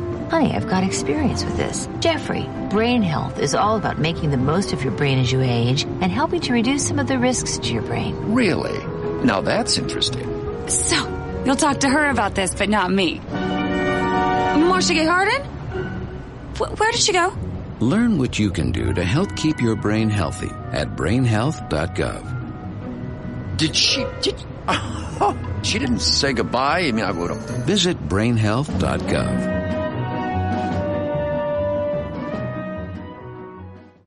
Every day, 70,000 puppies or kittens are born in the U.S. Cute, right? What's not cute is that half of all litters are accidents, which leads to millions killed in shelters each year. Turns out, those little cuties can get pregnant sooner than you think. But here's the good news. You can stop the accident before it happens. When you bring home a pet, get them fixed at 4 months old. Prevent more. Fix at month 4. Visit fixat4.com for more information. Brought to you by Best Friends Animal Society. There's a threat targeting America. One that's growing fast, but may still be hard to see. Lyme disease. Spread by tiny ticks, often smaller than the head of a pin. This dangerous disease is now more widespread than West Nile, tuberculosis, and HIV/AIDS combined. And if left untreated, it can lead to arthritis, facial paralysis, and even memory and concentration problems, often called brain fog. As the threat of Lyme disease grows to more than 300,000 projected cases each year, it's time for us to target Lyme disease. That means checking for ticks when you've been outside, even in your own backyard. It means seeing a doctor if you experience the symptoms of Lyme disease, which can include joint pain, flu-like symptoms, fever, fatigue, or sometimes a bullseye-shaped rash. Set your sights on stopping Lyme. Learn how you can target Lyme disease at targetlyme.org. Battles aren't won solely on the field. That's a common misconception. Battles are won within, over enemies of fear, enemies of doubt. In that place where promises are kept. Promises to oneself. This is a physical training event! Promises to one's community. Helping people move debris out of their house. Promises to one's country. In the heart of every Marine, you'll find a promise. A promise forever kept. A promise of battles won.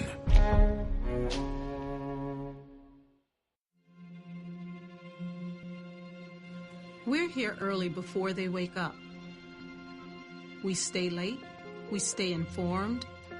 We invest in the latest technology. We take the time to train the next generation of doctors and nurses. We work together to make sure we heal their bodies and their minds. We do this not because it's our job, but because this is about our veterans' lives. This is our mission. More than 300,000 of us working as one. together with families and loved ones. No matter where they live in this country, we'll be there. We all come together and stand together to serve our veterans. We stand strong, united. Stand with us in caring for our veterans. Hi, this is Kelsey Grammer. When military service members head into battle, none are expected to face the enemy alone, but many return home and become isolated as they struggle with the visible and invisible wounds of war. It can be difficult knowing how to overcome that challenge and rekindle bonds similar to those formed in the military. Wounded Warrior Project supports these injured veterans through their recoveries by connecting them with fellow warriors and their communities. No one should fight this battle alone. Join us at woundedwarriorproject.org. Call Rod now, 606-603-835-3226.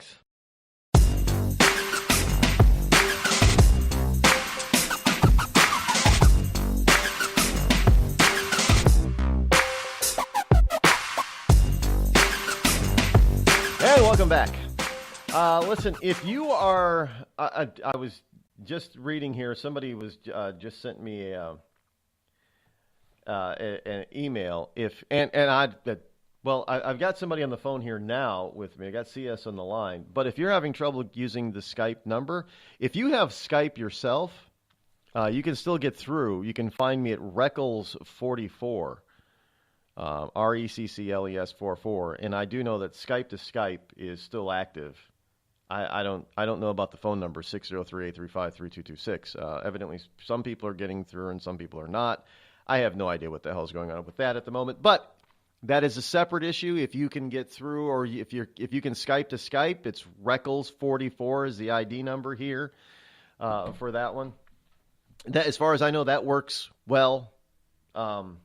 I don't know what the sound quality is or what have you, but CS is calling in because he wanted to explain something to you, Lucy, about what's going on in Catalonia as well as Puerto Rico. Good morning, CS. Good morning, Rod. How are you doing? Good. I know that there's, the 90% of the people in Catalonia that voted to secede from Spain, and obviously Spain tried to prevent the vote from happening in the first place because they're calling the vote illegal. They sent the. I didn't know Spain had national riot police. What? National riot? These guys get seriously. They get sent all over the country of Spain to keep order. When are we going to get that? National riot police. I mean, are we headed for that too? I mean, that's ridiculous. But in any case. So they went to try to rein it. I am sure that if they didn't send these so-called national riot police in, and if they just let this vote happen, more than 2.25 million people of the 5.5 million eligible voters would have voted. I mean, we're looking at nearly 45% of the eligible voters in Catalonia went to the polls, and 90% of them said yes, secede from Spain. What is the big deal? What the hell is going on in Spain where so many people want to secede? The problem is, well, first of all, the riot police thing. Spain and many countries in Europe have one thing that the United States does not have, and that is soccer. And I'll leave it at that. Okay, that explains everything. I mean, we are very passionate about soccer. I am the same way. I'm very passionate. Now, as far as what's going on in Catalonia, here's why it's illegal.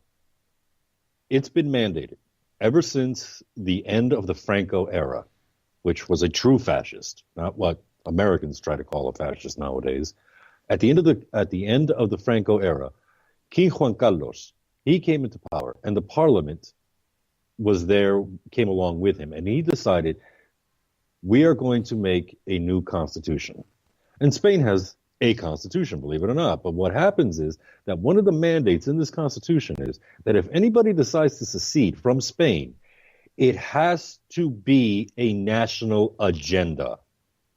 That means all regions of Spain must be involved in the voting for secession of that one area. So, hypothetically, if let's say Andalucía or Andaluz decides to secede from Spain, Catalonia has to also vote whether the people of Andaluz can secede or not. Well, the problem with the Catalonians is that they're all pissed off because now they're being held to that standard. That is why the vote is illegal. The people of Catalonia cannot vote on this by themselves. The entire country of Spain has to vote on this. And Catalonia decided to leave the rest of Spain out of this election process. Now, what has triggered this whole thing? There's always been some bad blood between the Catalonians and the rest of Spain. The Catalans are saying, oh, we've always been a sovereign country, blah, blah, blah. No, you haven't. No, you haven't. Because don't forget, the entire reconquest of Spain from the Moors after 780 years of occupation started in Catalonia. It started in that region, and it swept south, pushing the Moors out of Spain. So for the Catalans to say, oh, no, we've never been part of Spain, bogus, nonsense. Now, what started this whole new thing was the economic downfall that had taken place in Europe. Catalonia was the only region of Spain that was actually prospering during this whole process, during the whole downfall or the economic tumbling of the Spanish economy. Catalonia was the only ones that were prospering. So the Spanish government told Catalonia, hey, you got to help out the rest of Spain. We're doing everything we can in the rest of Spain, but you need to help us out too. The Catalonians said, no, that's your problem. That's your issue. We don't want to share. So this whole thing does not stem from, and the oppression of Catalonia. This whole thing stems from the fact that the Catalonian government is greedy. They're selfish. They don't want to help out the rest of Spain. Now, when we had that recent terrorist attack in Barcelona, the American government turned around and said, hey, we warned you guys. And the American government even made it public that we warned the government of Barcelona. The government of Barcelona turned around and said, no, you didn't. You didn't tell us anything. We don't have, you have no proof. And the American government's like, the hell we don't. Yes, we do. And they brought forth the proof where months before this attack, ISIS had turned around and posted nationwide, hey, ISIS followers in Spain, we need attacks in Spain, especially in Barcelona. They called it out, and the American government supplied the proof and the evidence, and the Barcelona government continues to say, no, you didn't. You didn't tell us. You didn't say anything to us. We didn't know this was going to happen. What, really? Well, then how come during this message that was sent out by ISIS, it specifically mentions that street? And we have it here. And the Spanish government turned around and said, yeah, you got it the same time we got it. It was sent out to all of us. And the Barcelona government, being as obstinate as they are, sat there and said, no, you didn't. And of course, the people of Catalonia are believing the lies of the Barcelona government. They're eating it up. But what they don't seem to understand is that, go ahead. You want to separate from Spain? Please be my guest. Okay? Because then, guess what? You're going to suffer economically. You're going to suffer in many other ways because don't forget one thing. The pride of Barcelona is their football team, Barça or Barcelona. Lionel Messi and all these other guys, Suarez and all the others. That's their pride and joy. So if they leave Spain, well, guess what? Those soccer teams in that region of Spain will no longer be eligible to play in Spain. France already said, yeah, we're not going to take them in. We're not going to do it. Other countries around Europe have said, no, we're not going to take you in. You're not going to be part of our league and mess everything up. We've already got our 20 teams. So if you come in here, you're going to go to a third division team and have to work your way back up to first division. And that's going to take a little while. So the Catalan government turns around and says, oh, no, don't worry about it. Don't worry about it. Spain is going to let our teams play. No, they're not. They've already said, no, we're not. So this whole thing has stemmed from the greed of the Catalan government and the Catalan people. And I can say that comfortably because I'm half Catalan. I'm half Castellano and half Catalan. So basically what we've got is we've got some greed going on there, but we've also got You know, what I've been talking about before is that we have a government that isn't really out there for the people. It's out for itself. And they'll do whatever they can to the people in order to bring the people under their thumb. Oh, I have some breaking news. I don't know if you want me to do this now. Is this It's about Las Vegas. Yeah, what's about Las going on in Vegas. Las Vegas? ISIS has claimed responsibility for the shooting attack that has left at least 50 dead in Las Vegas. I thought the guy's name was like Paddock or something. He's a 64-year-old white male, right? That's what I got. Well, this is coming from The Independent in England. Oh, offshore, of course, yes. ISIS has claimed responsibility for the deadliest mass shooting in American history. Police said at least 50 people were killed and 200 wounded when a gunman opened fire on the dense crowds at a concert in Las Vegas. Officials had identified the shooter as Stephen Paddock, a 64-year-old American who had multiple weapons on the 32nd floor of a nearby hotel, where he is believed to have killed himself. A statement published by the group's Amaq propaganda agency claimed the attacker was a soldier of the Islamic State. The Las Vegas attacker is a soldier of the Islamic State in response to calls to target coalition countries, it said. ISIS also claimed the gunman converted to Islam several months ago without providing more details. Well, there is a picture of his girlfriend, or his roommate, did post a picture of herself on Facebook in the United Arab Emirates. Oh, well, in front of the sail tower. Well, the police have said that they've questioned her and they want to continue to question her. I don't. Again, trying to keep away from the speculating part. Obviously, this thing is fluid. There's a lot more information that they're going to find out as their investigation continues. And it's not impossible for a 64-year-old to be converted. But it also brings up this whole notion of, and I keep getting this from some people, keep sending me this stuff about the so-called, people understand it if I put it in these terms, Manchurian candidate. Oh, yeah. Where people have been brainwashed or trained in such a way that they don't know on the surface that they have been, and that they can be pressed into service to do certain things at a particular point in time if they've been triggered to do so. And then, of course, they would end up, in order to keep from being found out, they would end up offing themselves. Is there any validity to that? Well, so far, you got to look at the track record. You don't look at the individual. You look at the track record. And so far, every single attack that's happened that ISIS has claimed responsibility for has been proven to be an actual ISIS-influenced attack. 100% of them. There isn't a single attack that hasn't at the end been determined to have been an actual ISIS attack that has been refuted when ISIS made the claim. When ISIS says, yeah, he's one of ours, it's been proven 100% of the time that, yeah, he was or she was one of them. But we're talking about a 64-year-old white guy. You know what? How old was the guy that shot the congressman at the softball field? Yeah, he was in his 60s. Now, he wasn't ISIS. He wasn't ISIS. He was not ISIS. I want to make that perfectly clear. He was not ISIS. But he was the next best thing. He was a Bernie Sanders supporter. Yes.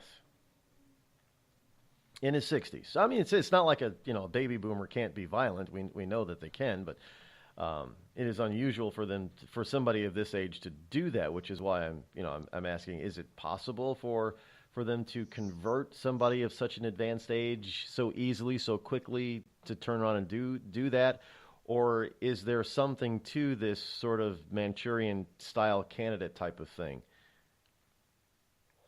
And yeah, when evidently an older, the older you get, the easier it is to mind trap you, I guess, or mind train you. It's very possible, because it's been my experience. I mean, the best of the bomb makers in the Middle East, okay, they were the older guys. The very best bomb makers were in their 60s and 70s.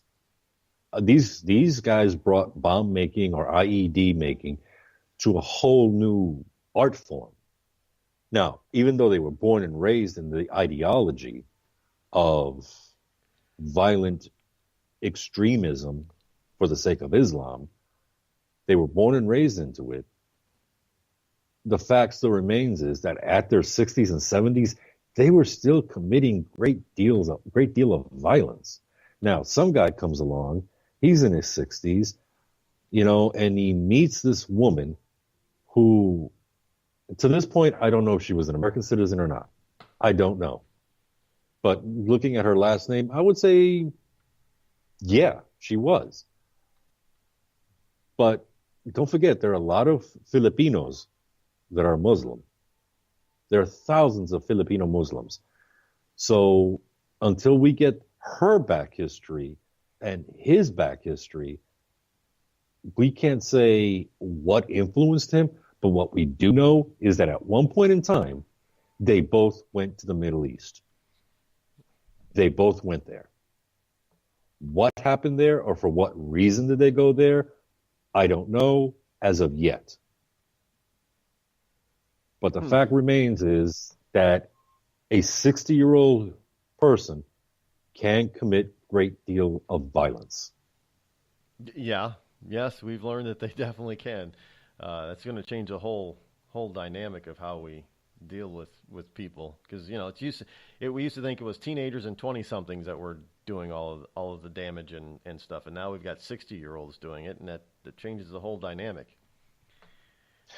Look, right now you got possible civil war that's going to happen in Spain. You have in Puerto Rico, you have a mayor of the capital of Puerto Rico saying that, FEMA and the president aren't doing anything because the people are dying. But then you have every other mayor besides her turning against her, just saying that she's full of crap. And come to find out, the reason why the things aren't getting delivered is because the truck drivers want $50 an hour to deliver the water and the food and all the medicine throughout the island of Puerto Rico. And not only that, but they're also angry because the governor of Puerto Rico passed a law that affected the truck drivers, and the head of the truck drivers union in Puerto Rico is saying, well, we can have this, if we want, we can freeze the entire island for the next 2 years. And even though they're begging him, don't do that, he says, no, if I want to, we're going to do it.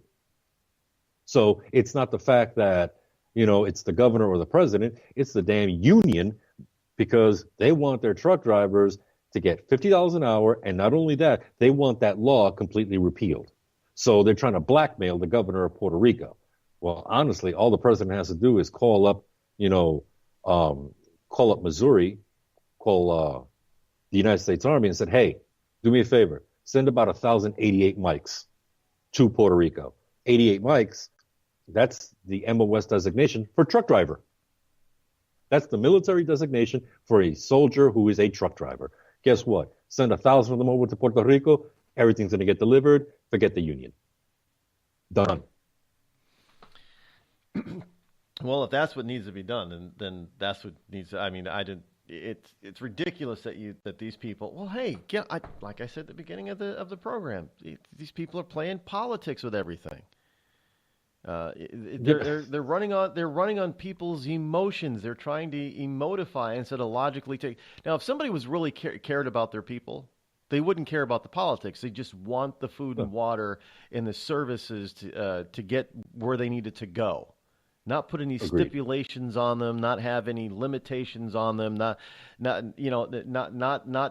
disrespect or verbally abuse somebody else who's trying to help them. Even if they don't think the help is enough, whatever little help they'd be sending to something in that particular case, I'd be very grateful for. Sure, I might ask for more, but I'm not going to hammer somebody saying, well, you're not, and calling him pretty much an a-hole when they are trying to help. I mean, that doesn't make any logical sense to me. I don't know. This is what people are running around saying, oh, my God, Puerto Rico, no power. I got one question, okay? Yes, people are suffering in Puerto Rico. Yes, people need food, need water, need medicine, need medical attention. Yes. My question is, if there is no power in Puerto Rico, where did CNN get that T-shirt and that hat made for the mayor of Puerto Rico that said SOS on the hat and help us, people are dying? Where? Because she openly admitted, oh yeah, CNN gave me this stuff. So if there's no power, where'd they get this stuff made? That's all I want to know. Good point. Good point. Well, I got to run for the break, my friend. It's always good to talk to you. All right, you take care, and I will talk to you Wednesday. Have a great one, folks. Look forward to Wednesday's report. Damn good point. Where if they don't have any power, how are they making that kind of stuff?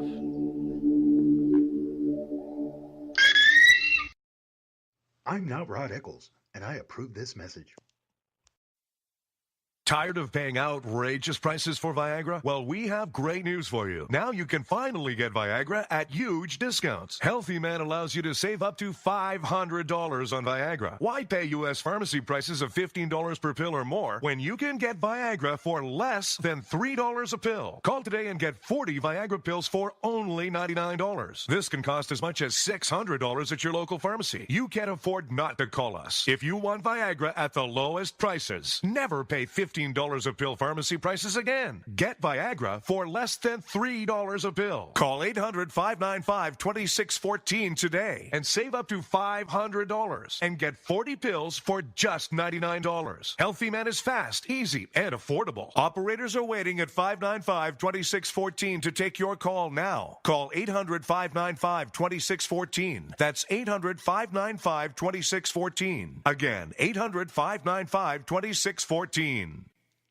We've all heard of male enhancement, but now there's an expert on true male enhancement in the areas that really count. In Herb Ellis's book, Husband 2.0, Real Male Enhancement, you'll find answers to questions like, why doesn't she want to have sex? A quick start, quick results workout guide, plus what you can do as a side hustle to make money now. With all the great tips in this book, every man can benefit.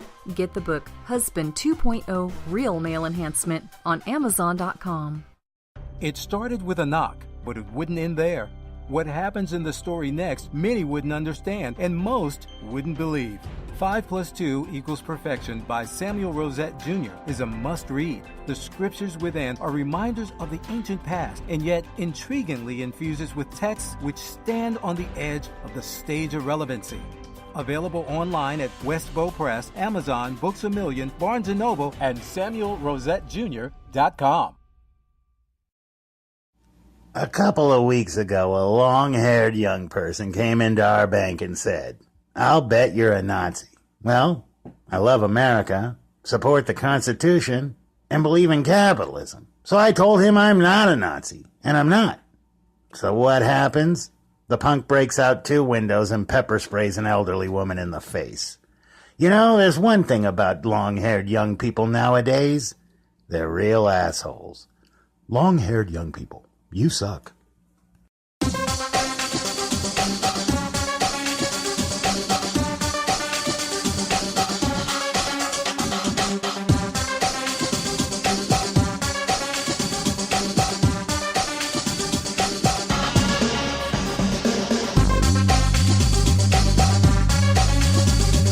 It's one thing to have a bunch. Well, what we got running around here now is, and unfortunately, this is something that we have to think about.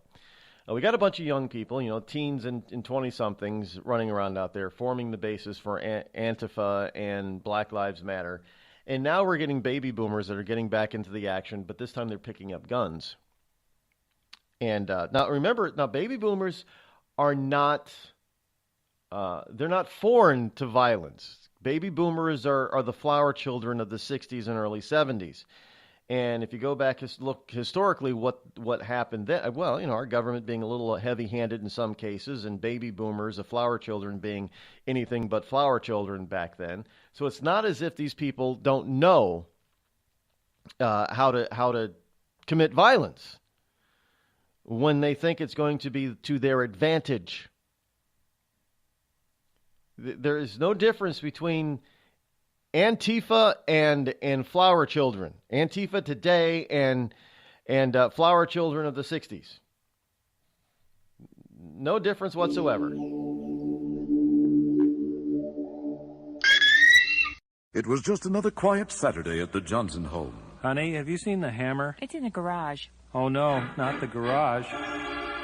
Later that same day... Dad, I can't find the bicycle pump. Son, I'm afraid it's in the garage. The garage? Then the following Tuesday... Howard, where's the car? It's in the garage. Does your garage look like a giant yard sale without the yard? Do you cringe at the thought of entering your garage? Then you need Crest Garage Cabinets. With one phone call, those wonderful folks at Crest will come out to your home, design the best combination of cabinets for you, and install them quickly and professionally before your very eyes. It's a miracle. And unlike other companies who ask for a down payment or money up front, you won't pay a penny until your Crest cabinets are installed to your satisfaction. So call Crest today, toll-free at 1-800-548-2848. That's 1-800-548-2848. And you'll never fear going into your garage again. And now, a message from the American Migraine Foundation. It's an absolute nightmare. I was terrified. It was like your head's gonna explode. Migraine is a disabling disease. Just all of a sudden couldn't see. Migraine has ruined my life. Absolutely terrifying. There's pain that does not stop. It's a throbbing, pulsing, banging, hammering feeling in your head. 36 million Americans suffer. I started getting migraines around 5 years old. Just takes over everything. I feel trapped by migraine. It hurts like my head's gonna fall off. And the whole world around you stops. My world has gotten small. You feel like the world's closing in on you. There's nothing you can do. I had spent a year housebound. It's like you're trapped in your head. There's no escaping it. You can't leave your body. Don't suffer alone. Make your move against migraine. Visit AmericanMigraineFoundation.org to find help, learn more, and get connected. The Red Cross responds to nearly 66,000 disasters every year, most of them house fires. Red Cross President and CEO Gail McGovern says you need to develop an evacuation plan and practice it, especially with your children. It takes just 2 minutes for a home to be engulfed in flames. Practice those drills. We all think our kids know what to do. They don't. We need to teach them. We have started a large campaign where we're going into vulnerable communities and helping install smoke alarms. Already 92 lives were saved, and 4 of those lives were saved by a 5-year-old girl who remembered what we taught them during these fire drills, and she got her family out. We also have a slew of free apps that people can download onto their smartphones. It's what to do in every kind of disaster you can imagine, how to prepare and how to recover. To help support all the Red Cross does and to make a financial donation, go to redcross.org. That's redcross.org. It's Thursday night, and you're grabbing drinks with some friends. Started off with a pitcher for the table, which quickly becomes 2. There's pool. And there's the photo booth. All right, everybody squeeze in. Say cheese! Followed naturally by an order of wings. And another. Can we get some extra ranch sauce? Then there's the ceremonial nightcap. So what are we doing this weekend? And lastly, it's back to the car, which, if you're buzzed,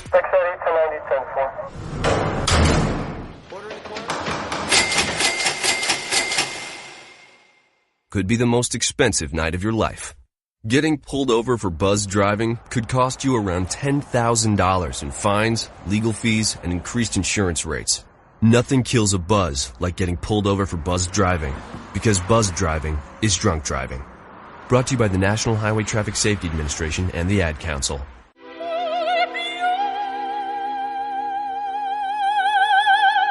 The human voice. It can be sweet as music,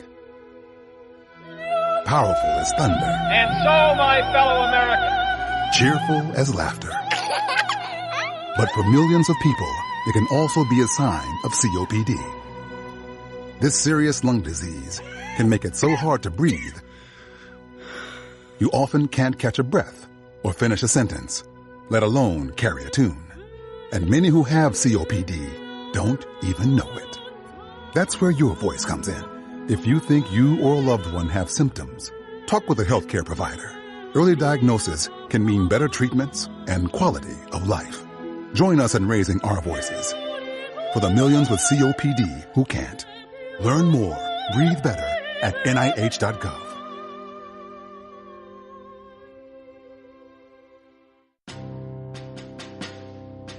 On the battlefield, there's a saying America's military men and women live by. Never leave a fallen warrior behind.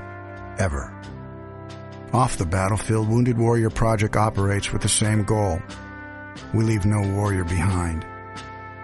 Wounded Warrior Project is a non-profit organization created to help our men and women returning home with the scars of war. Whether those scars are physical or mental, we're here to make sure that they heal. And whether it's helping those with post-traumatic stress disorder live a normal life again, or giving much-needed support to injured warriors in veterans' hospitals. Because no one deserves our help more than the men and women who risk their lives to keep us safe. Wounded Warrior Project. We never leave a fallen warrior behind. Ever.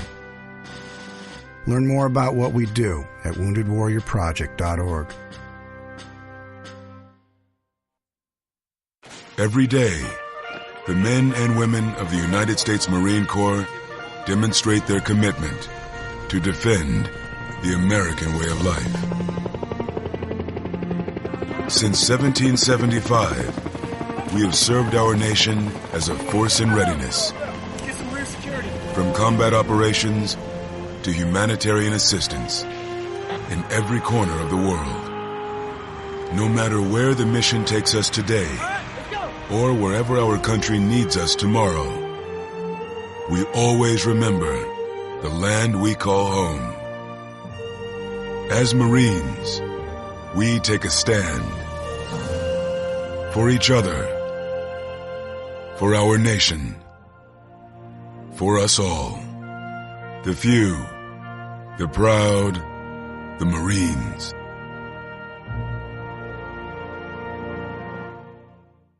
You want to know what time it is? It's time to bring the rain. Zinc Media. Feel the power of knowledge.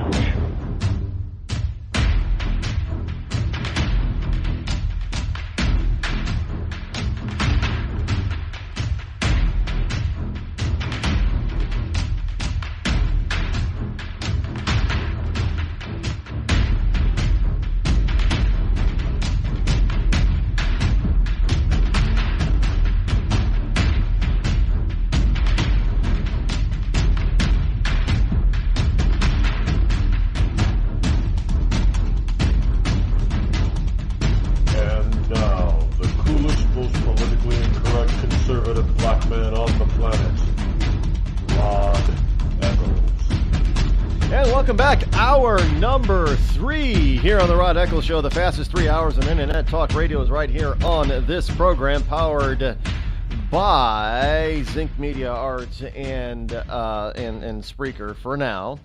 Yes, indeed, here it is, Monday, October number 2 in the year of our Lord 2017, which means it's full-on fall now, folks, October.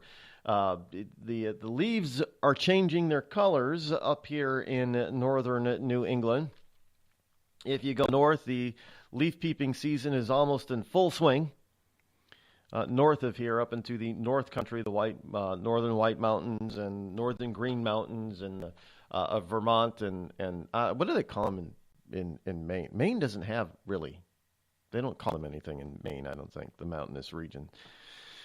Do you realize that most people in Maine live along the coastline? It's a weird state. I mean, Maine is probably land mass wise is the largest of the 6 New England states, I do believe. But you get away from the coastline. If you get on, let's say, if you get on the interior side of Interstate 95, it's very few people. It's like living out in Alaska.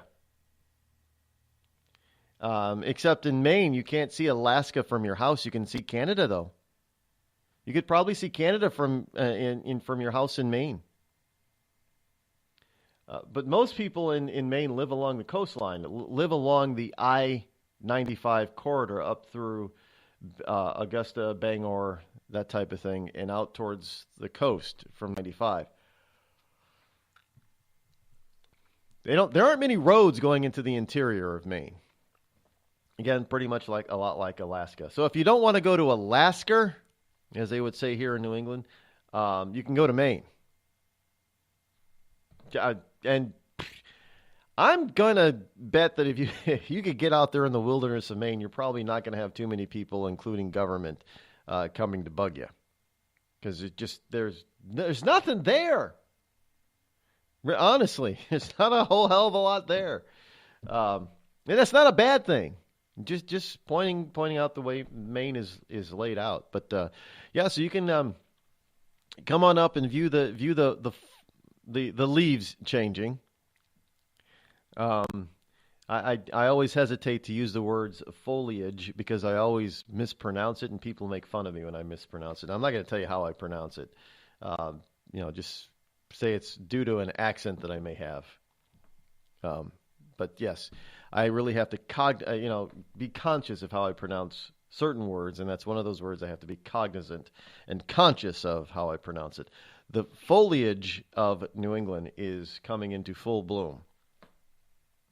So it might be, right? It's foliage, right? That's how you pronounce it, yes. In any case, 603-835-3226 is the Hot Rod line number. If you're having trouble utilizing that number, but you do have Skype, you can utilize the ID Reccles, Reccles, the number 44, as in, two number fours. Don't spell out 4. It's Reccles 44, the number 44. In any case, there you go. That's how you can get here live on the program still if you should wish to do so. Until we get this whole Skype phone number issue thing fixed. And you know what? You know what's going to happen? I guarantee this is the way it usually happens. As soon as the show is done, that's when everything goes back to normal and everything's fixed. I guarantee that's what's going to happen again today. Most likely. It'll happen. It's the way it seems to happen a lot. It happens sometimes if there's a problem with broadcasting on Spreaker. As soon as the show's over, within an hour after the show's done, everything's fixed. It's like they wait. It's like somebody's monitoring and they're waiting. Okay, he's not done yet. Let's wait. Wait. Okay, show's done. We won't make it. Okay, 10 minutes after 30. Okay, now we'll fix it. I swear to is that paranoid of me to think that? Because that happens a lot. When things go wrong, and by the time they get fixed, it's usually after the show's off. Because they can't fix it while you're on the air utilizing it, Rod. Well, that's a bunch of BS. Of course they can. Well, then you'd have to refresh. Well, that may be. I know a lot of times, in order to do things, they have to put in a patch because there might be a bug that gets discovered, and then of course you got to refresh or reboot or something in order to make the patch. That might be true. Okay, I'll give him that. See, I'm not totally ignorant of how tech works. Just saying. But we are just to give you some. We've been doing some tweaking on the website because I've been looking. I know that this perfection thing. I have this perfection thing. I've been looking at it and I've been asking for some tweaks here and there. And so there's going to be some. The platform as you see it is pretty much set in stone. RodEccles.net. That's it. I'm not going through any more changes. So there better not be any more down to the backups better be in place and all that kind of stuff because I don't want to have to go through this again. But there are some tweaks coming to make things a little bit more interesting, a little bit better, a little bit smoother coming over this next week. There's more background detail. The back end pages will be tweaked and filled in a lot more. There's going to be a lot more information. Some stuff from the old sites are going to be imported. Stories and information that from days gone by going to be imported. So all that stuff is taking place. So we're also going to be, as I mentioned to CS a little bit earlier. There are some other things that are in the works. We're still working on with the syndicator, trying to get program on their programming thing. And I think what it is going to take is for me not to have a secondary type of system. Now, what do I mean by that? I think it means basically that I won't be going to an AM or FM radio station. I think those mediums, they have their place, but I just don't think that that's where it is anymore. think we're moving. I think that we're moving away from that standardization of AM/FM, where the FCC, the government, has control of everything. And I think we're moving into more of an independent type of thing. So what I'm going to need is a full-blown studio. Now the bunkerized studio here is not a full-blown studio. It's just a computerized base studio. But there's a lot more to studios, even in this day and age with the internet, that you need. Yeah. So I don't know. Maybe I'll do a Kickstarter. Think I could do a Kickstarter? Maybe I'll do, well, lots of people use it for all kinds of things. So, maybe I can raise 10 or 15 or 20,000 or 30. Let's just go all out. $100,000. And we'll build out a whole new bunkerized studio somewhere for $100,000.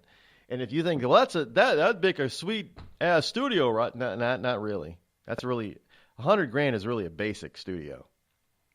And this stuff is still pretty damn expensive, even today, by today.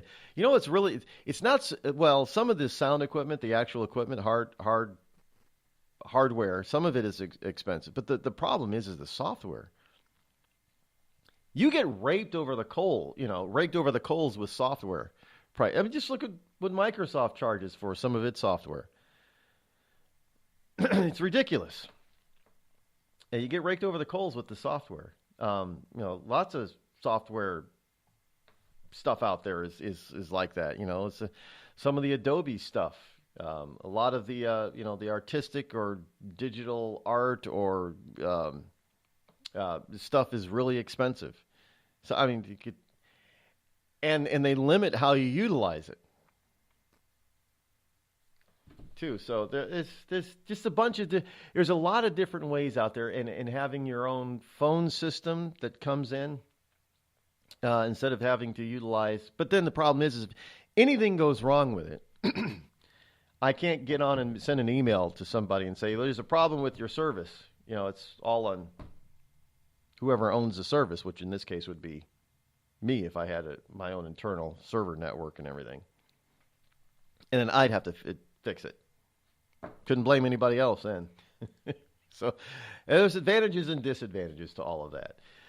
Speaking of advantages and disadvantages, excuse me, Kasich is Governor Kasich, the wonderful governor of Ohio, former presidential candidate Kasich, who wouldn't drop out of the presidential primary contest, even though he had no possible way of winning the nomination. He says, if the GOP can't be fixed, I can't support it. Well, Governor, I don't think you're really supporting it anyway. If the party can't be fixed, Kasich says, I'm not going to be able to support the party, period. That's the end of it. But have I given up? No. Well, I got to tell you, Governor Kasich, for those of us who are still in the Republican Party, the true general opposition party, those of us who are still true conservatives and constitutional conservatives, we would say if you decided to leave the GOP, because we've been asking you to leave now for a year, leave the GOP. You're a disgrace, sir. To one of your old mentors, Ronald Reagan. There's no way in hell Ronald Reagan would ever support anything that you believe in today. You're a Mitch McConnell kind of Republican. That's a bunch of BS. Go away. We want you to leave the GOP. We want you to join the Democrats where you belong. I mean, that's the whole point. I mean, you want to be the reason why you don't like President Trump. Oh, we get it. You don't like Donald Trump. One, because he was too rich. He's a multi-billionaire. And I don't care whether or not, if you people believe that he's worth the, $10 billion that he said, that, Forbes said, or if it's only $3 billion, it's still multi-billion. He's got a lot of money. He's a very wealthy man. There's nothing wrong with that. This is America. Nothing wrong with it.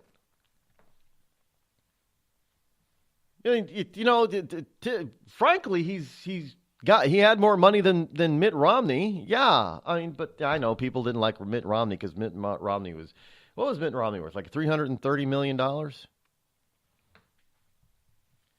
We didn't like Romney because he was worth too many. But You got all these wonderful rich people that are Democrats, and they're okay to be worth millions and hundreds of millions and billions of dollars. But don't ever put the R in front of your name. Even if you're a pretend R.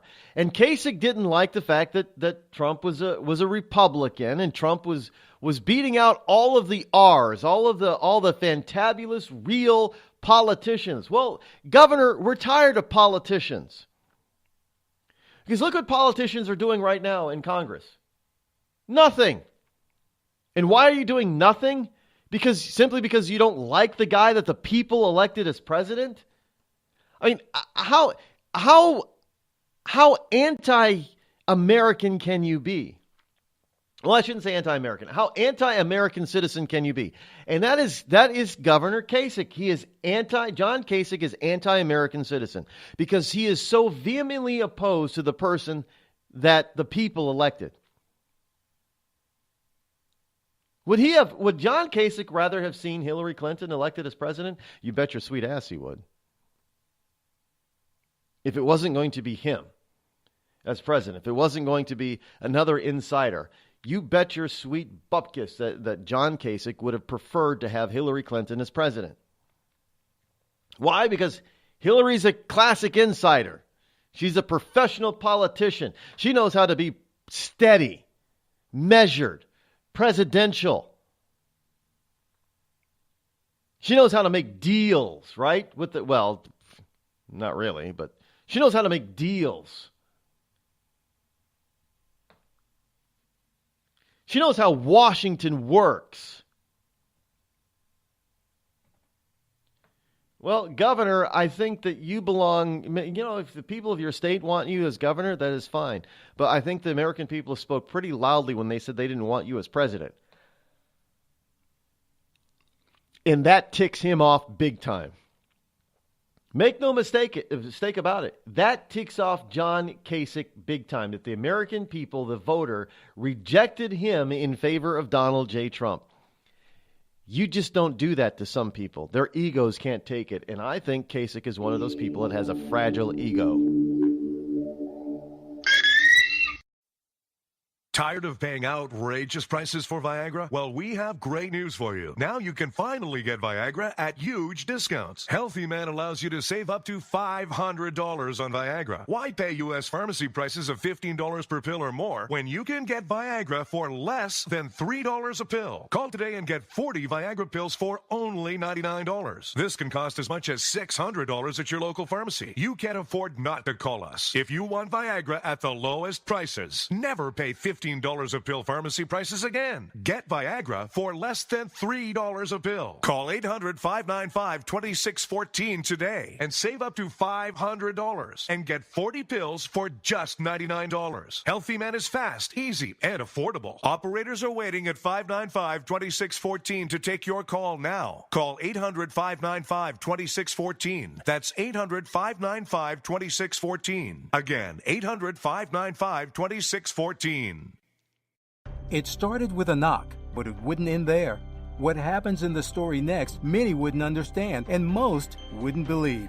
5 + 2 = Perfection by Samuel Rosette Jr. is a must-read. The scriptures within are reminders of the ancient past, and yet intriguingly infuses with texts which stand on the edge of the stage of relevancy. Available online at Westbow Press, Amazon, Books A Million, Barnes & Noble, and SamuelRosetteJr.com. We've all heard of male enhancement, but now there's an expert on true male enhancement in the areas that really count. In Herb Ellis's book, Husband 2.0, Real Male Enhancement, you'll find answers to questions like, why doesn't she want to have sex? A quick start, quick results workout guide, plus what you can do as a side hustle to make money now. With all the great tips in this book, every man can benefit. Get the book, Husband 2.0, Real Male Enhancement, on Amazon.com.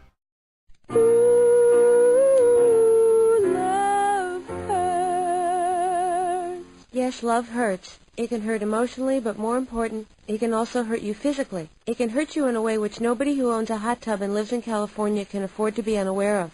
Yes, I'm talking about California hot tub rectal gonorrhea. This painful, incurable disease can make an enjoyable soak in a hot tub with family, friends, and dog into a literally unforgettable experience.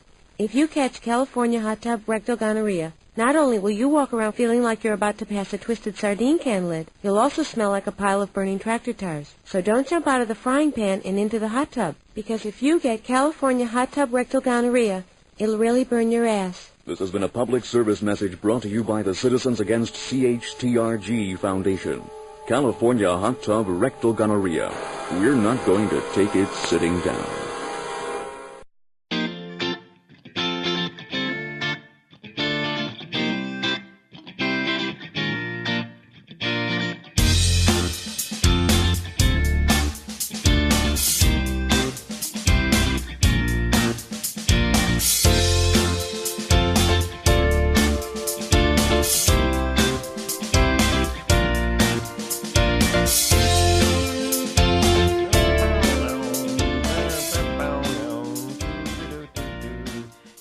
Kasich is not the only anti-Trumper. Well, let me clarify something here. I know people think, well, Rod, you're just a pro-Trumper. Actually, no, I'm not. I'm a Trump supporter in the fact that he is the president and he's doing or trying to do a lot of the things that I wanted whoever was in elected office to do. That's what I support. I support his agenda. I support his basic agenda. Now, do I support his agenda 100%? Everything on it? No, and that's never going to happen. I mean, the only time I'm going to support 100% of somebody's agenda is if I'm the president and it's my agenda. And that's just, 99.9% of the people out there are going to say the same thing, pretty much. But do I support the vast majority of his agenda? Yes, I believe in it. So that's what I'm a Trump supporter. I am not a Trumper or a Trumpster or whatever you want to call it. Look, he was not my first or even second choice in the primary. I don't know how many times I got to say that. Oh, you were just behind Trump from the beginning. No, I was not. He was not my first nor my second choice in the primary. I did not vote for Donald Trump in my state primary here.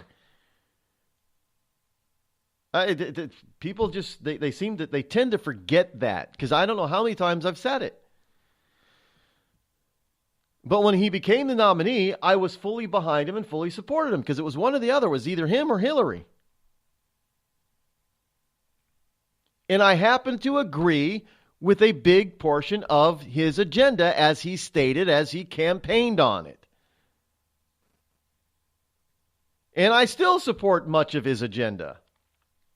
Lowering taxes, securing our borders, getting rid of illegal immigrants, cutting down on illegal immigration, not necessarily giving, a free pass to these so-called DACA dreamers. None of that stuff. Having America first. Lowering our taxes, both on a corporate and on a personal income level. I agree with all of that. Repeal, well, not replace, but repeal Obamacare. I'm for all of that kind of stuff. How could I not support him? Because that's what he wants.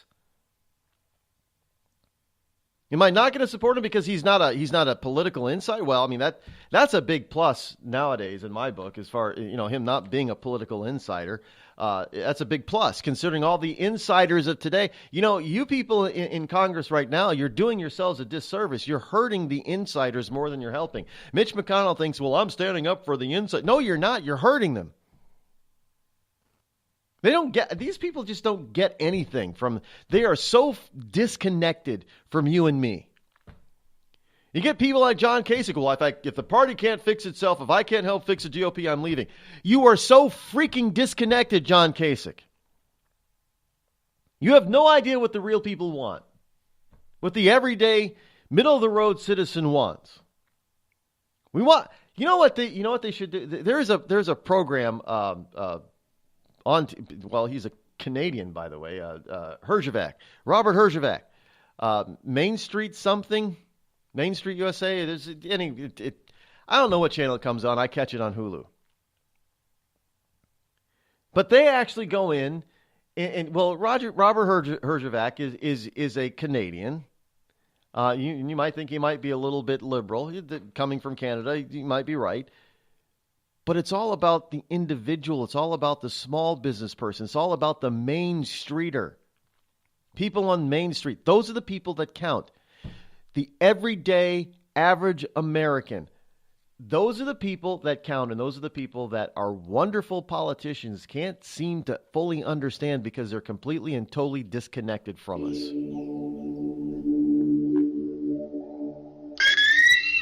You might be surprised to learn who has Crohn's disease or ulcerative colitis. Nearly 1 in 200 Americans are suffering with the debilitating pain and constant disruption of these inflammatory bowel diseases, or IBD. Chances are you know someone with IBD. For example, your neighbor or coworker. The Crohn's and Colitis Foundation was created to help patients cope and to find a cure. People with IBD can't wait. Won't you help someone you know? Visit www.escapethestall.com today.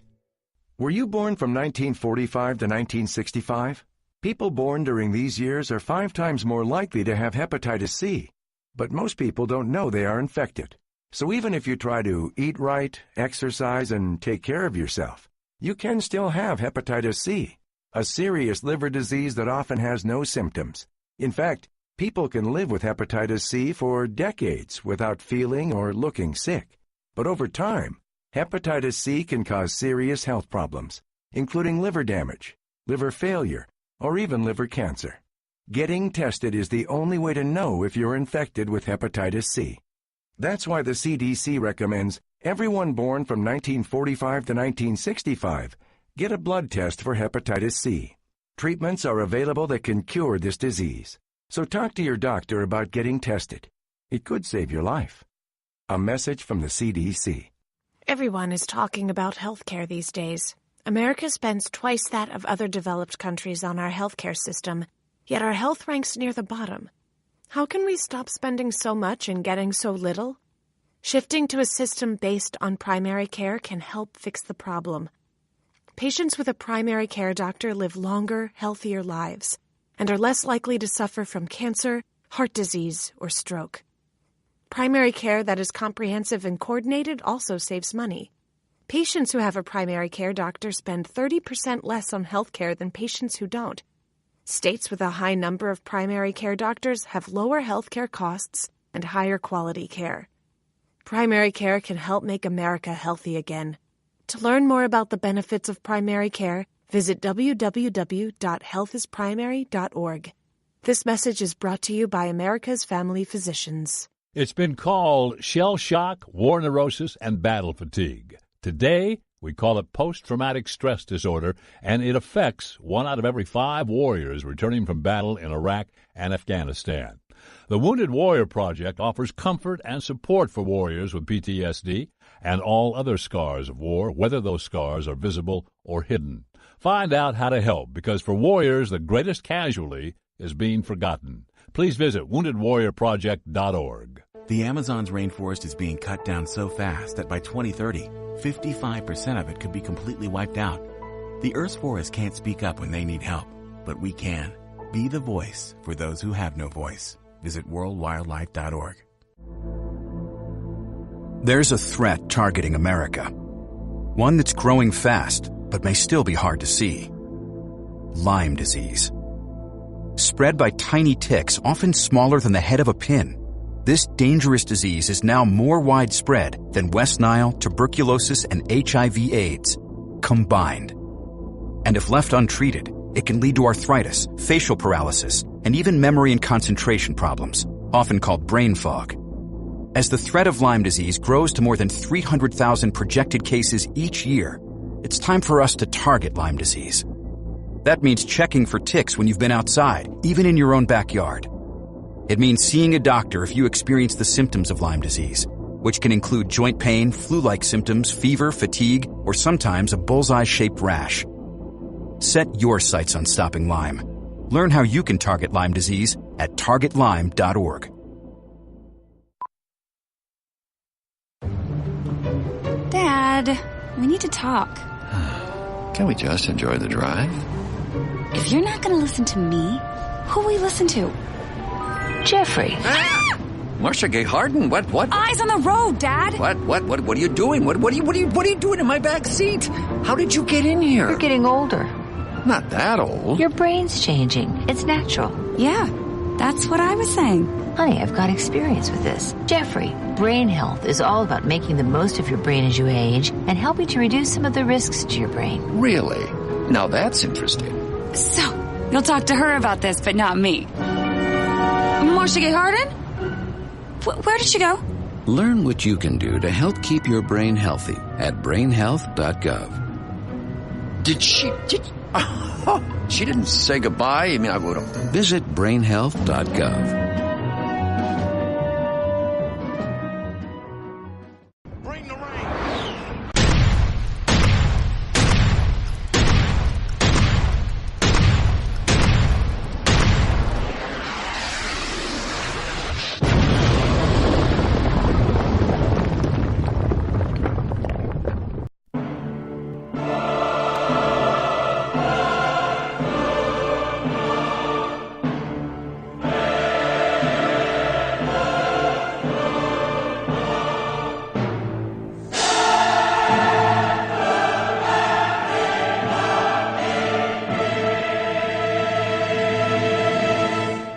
Listening to The Rod Eccles Show. And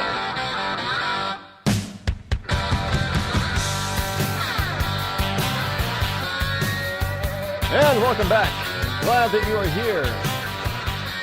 We missed in the last segment the holidays for today, October number 2. Today's holidays, let's get into them really quick. The holidays for today that you should be celebrating are as follows. World Architecture Day. Today's a day to be celebrating all the various technological advances and historical advances in architecture. Look at beautiful buildings, ugly buildings, celebrate the building, whatever the building is, the structure. It doesn't even have to be a building. It could be, anything that would be construed as architecture. It's World Architecture Day. It is also National Name Your Car Day. So today's a day that you name your car. It's a day that people name their cars. 25% of people have actually named their cars. Really? Did you know that? 25. I have a name for my cars too. I'm not going to tell you what they are, but yeah. It is also National Research Maniacs Food Day. I looked for a little bit of it. Don't know what that is. Research Maniac Food Day. So basically, it is from what I gather, what little information I gathered is, you have to be one of those food Nazi people. Yes, and just researching foods, which foods are good for you, which are bad for you, blah blah blah blah. So yeah, it is also Blue Shirt Day. Hopefully you, whether you're male or female, hopefully you wore a blue shirt to work today. I know some people that's because they're blue collar, that's uniform. They wear blue shirts every day, but today is especially Blue Shirt Day. It is also Guardian Angel Day. It is also Child Health Day, which I thought was every day, but evidently not. So today is Child Health Day. Today is also Day of Unity. And this is observed on the first Monday of every October, not necessarily on October 2nd. So it is a Day of Unity, where everybody comes together. Just love, harmony, and peace. Day of Unity, all over the world. International World Day of Unity. Yeah, we can see how well that works. Today is also International Day of Nonviolence. Yeah, did you know that yesterday was a day of no cars in Paris? Yeah, I mean, evidently you weren't supposed to drive a car anywhere within Paris yesterday at all. It was Carless Day. So today we have another similar idiotic day, Day of International Day of Nonviolence. It's also known as Gandhi's birthday. Yes, International Day of Nonviolence celebrates the use of nonviolence to create social and political change.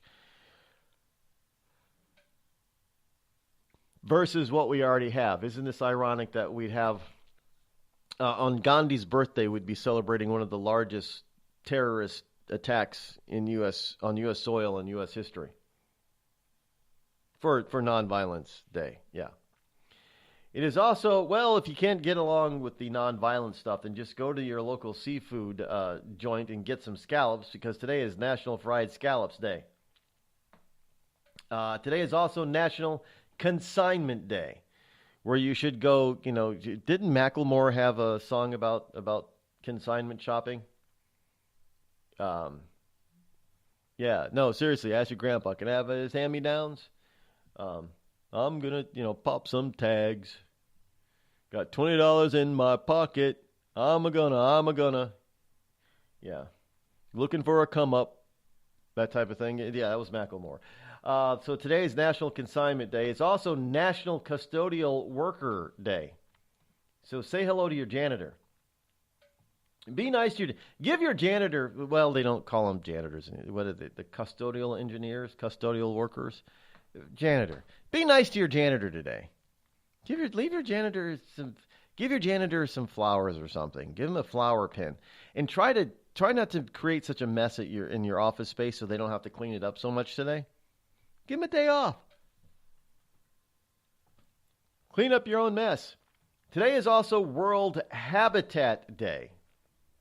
Yes, World Habitat Day is actually, it's a stupid holiday because it wants to usher everybody everywhere into nothing but megalithic, cities. And these cities would take the place of everything else would be off limits.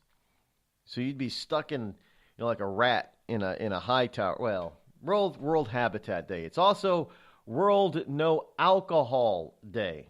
So you got to go dry today. No alcohol. No alcoholic beverages for lunch. No wine. No O'Doul's. Isn't that supposed to be alcohol-free beer?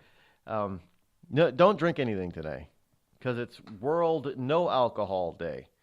Didn't they try going dry in this country back in the 20s and 30s?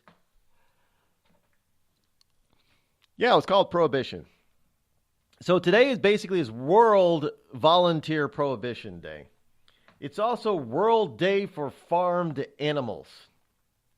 In other words, farm animals. Farmed animals, as they call them. Today is World Day for farm, because, farm animals are just, we exploit them to no end.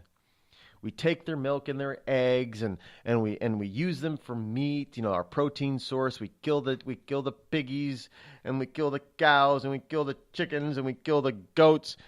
And we take the goat's milk, and we take the cow's milk, and we take the chicken's eggs, and we eat them. That's terrible for us to do that to these farm animals, these farmed animals.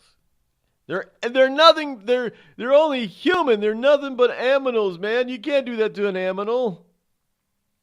So yeah, today is World Day of Farmed Animals.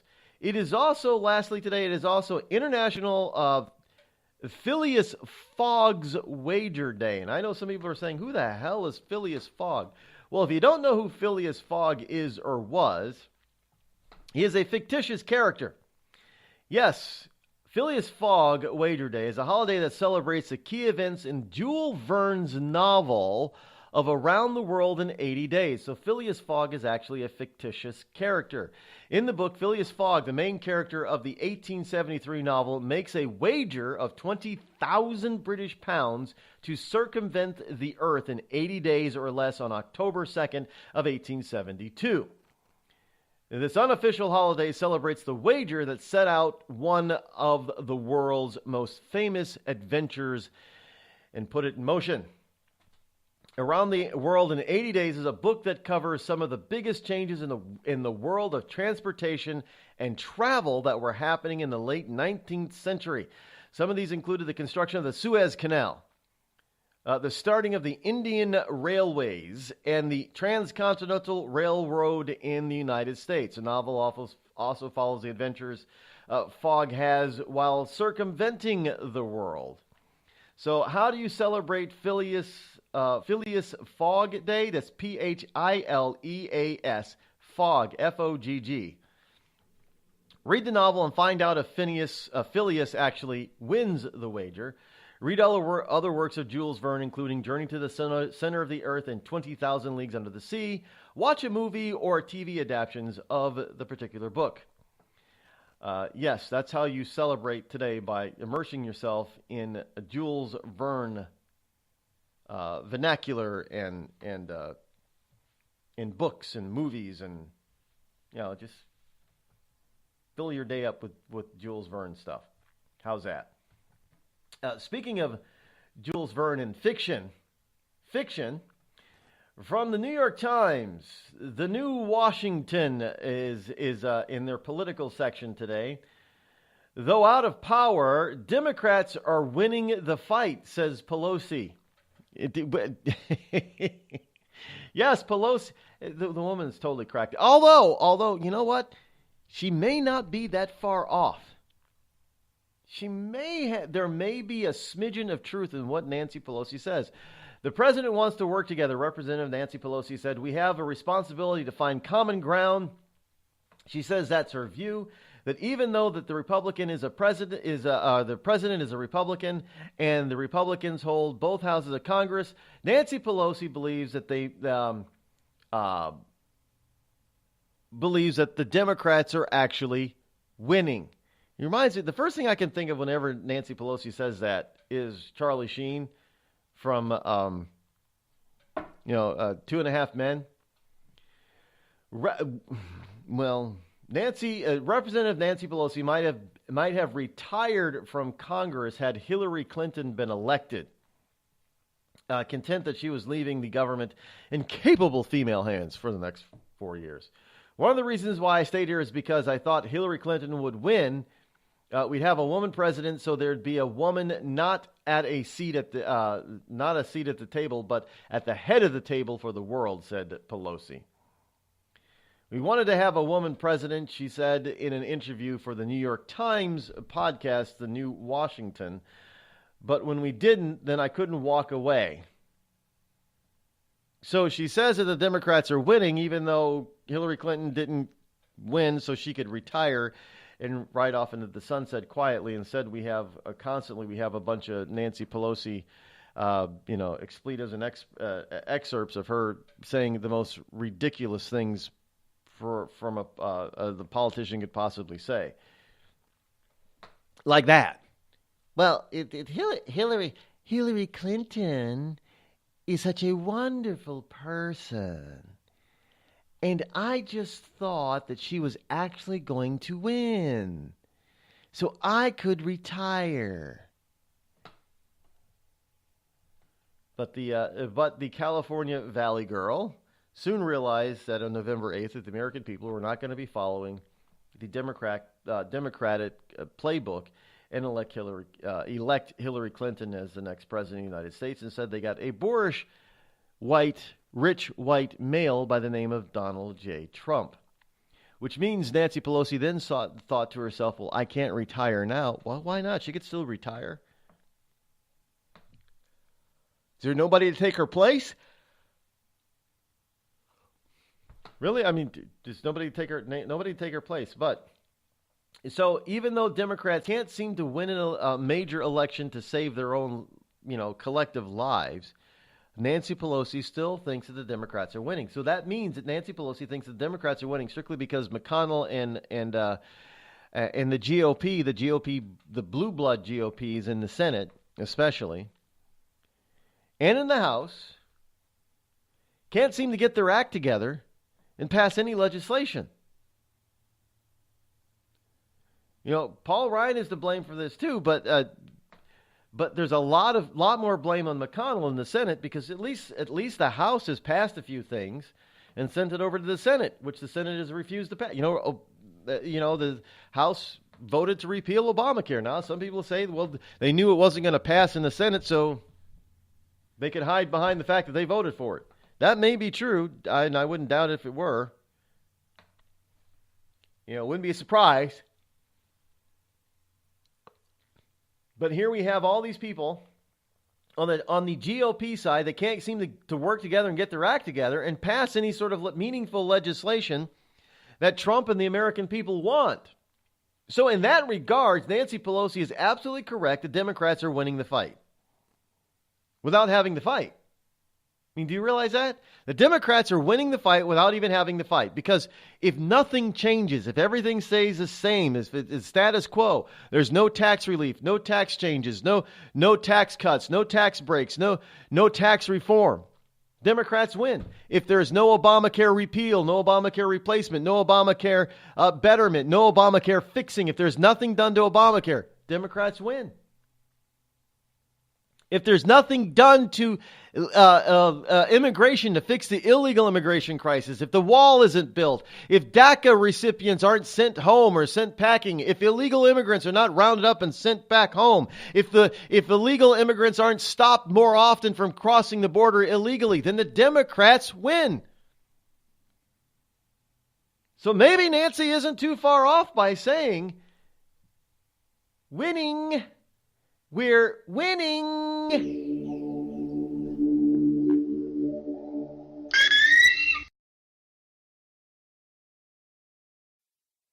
Tired of paying outrageous prices for Viagra? Well, we have great news for you. Now you can finally get Viagra at huge discounts. Healthy Man allows you to save up to $500 on Viagra. Why pay U.S. pharmacy prices of $15 per pill or more when you can get Viagra for less than $3 a pill? Call today and get 40 Viagra pills for only $99. This can cost as much as $600 at your local pharmacy. You can't afford not to call us. If you want Viagra at the lowest prices, never pay $15 a pill pharmacy prices again. Get Viagra for less than $3 a pill. Call 800-595-2614 today and save up to $500 and get 40 pills for just $99. Healthy Man is fast, easy, and affordable. Operators are waiting at 595-2614 to take your call now. Call 800-595-2614. That's 800-595-2614. Again, 800-595-2614.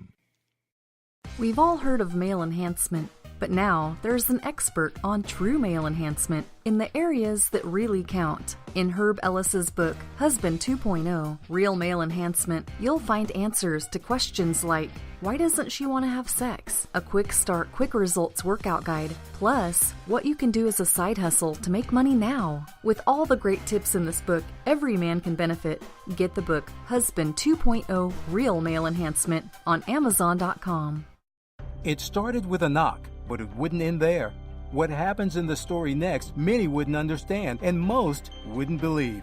5 + 2 = Perfection by Samuel Rosette Jr. is a must-read. The scriptures within are reminders of the ancient past, and yet intriguingly infuses with texts which stand on the edge of the stage of relevancy.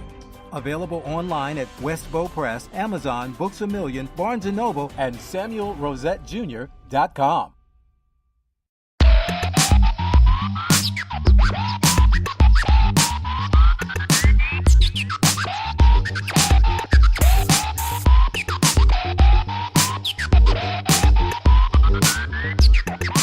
Hey, guess what? Springfield, Massachusetts.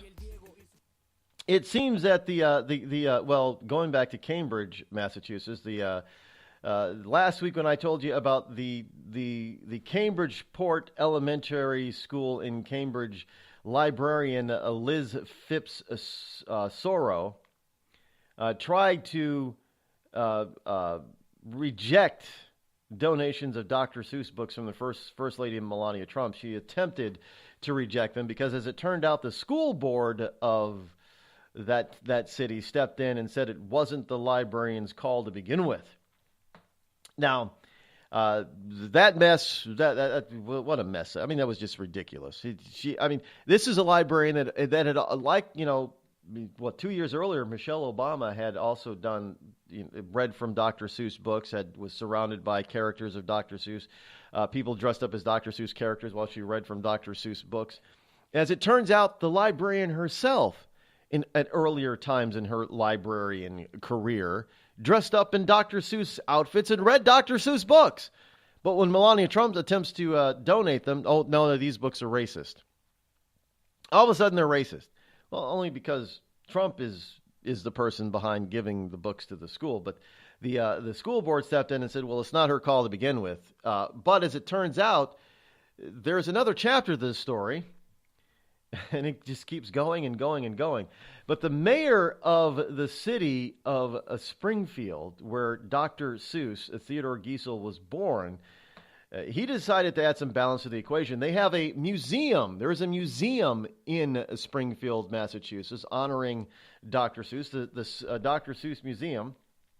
And Mayor Dominic Sarno, S-A-R-N-O, has invited the First Lady and the President to pay a visit to the Dr. Seuss visit. One fish, two fish, red fish, blue fish. I think her comments stink and are ridiculous towards our beloved Dr. Seuss, the mayor said in a statement on the city's Facebook page. The mayor said that Phipps Soro claims that Dr. Seuss books are riddled with racist propaganda is political correctness at its worst. Now, we're talking about coming out of Massachusetts, and Springfield is not exactly a conservative enclave.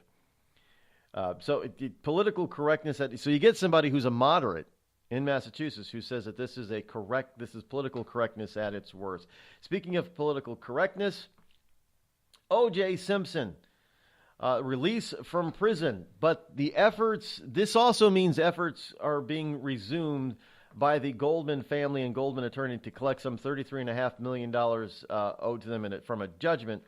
Actually, the judgment has, due to interest, because Simpson didn't have the original. What was it, $10 million or something originally? He didn't have the original amount. So with interest, it's ballooned to nearly $70 million. And he said the renewed judgment in 2015, while he was still in jail, was at $57 million. Now they're going to be going after him again. He doesn't have any money. Good luck taking it with what he doesn't have. There's certain kinds of money that you can't steal from him. You can't take from him. Again, I don't know how this is all going to, why this is playing out this way. How somebody who was found not guilty of the murder of somebody is found guilty and of being responsible for their deaths. I mean, that's stupid. And I know some people say, well, Simpson was guilty. That's irrelevant. As I've said so many times before, he was found not guilty by a jury of his peers. I don't care if you agree with the verdict or not, but to hold him accountable for the death of something that he was acquitted of is ridiculous. How would you like to be held accountable for something that you were found not guilty for? And let's say you really weren't guilty of it, but somebody sued you and said, well, you should have been responsible for it, so we're going to hold you accountable. You would think that would be asinine. Well, that's the same thing here. Men can never make up that kind of money. They just want to, the Goldman family just needs to get on with their lives, honestly. And how much time and effort and money have they spent going after Simpson since, Ron and Nicole Brown were murdered all those years ago? I mean, they've wasted a lot of their life. Life is for the living, not the dead. Just saying. And finally today, a sex change regret. Gender reversal surgery is on the rise. So why aren't we talking about it? Well, maybe we'll get back to this tomorrow. But evidently, what is happening is there are a growing number of transgendered people who've gone through the transgender surgery who regret it and want to revert back to their original birth sex. Yes, they have surgery and then they want to go back and have surgery to reverse the surgical effects that they did to change. Because folks, there's something deeper wrong with most people who want to change their sex this way. It's not about, they're still the gender that they were born with, even though they changed the exterior. Can you imagine? Well, in this particular case, this is coming from the Telegraph out there in, but imagine, from England, imagine if you're out there and you want to change your sex. You want to change your sex. But in order to do so, you got to remove the penis part. But let's say you regret it, so you want the penis to come back. So you go back and reverse I don't know how you reconstruct something you just totally devastated, but evidently this sort of surgery is on the rise, meaning that these people shouldn't be going through this stuff in the first place.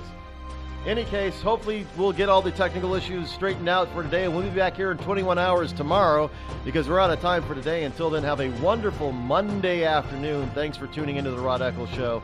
I'm Rod Eccles. I'm out.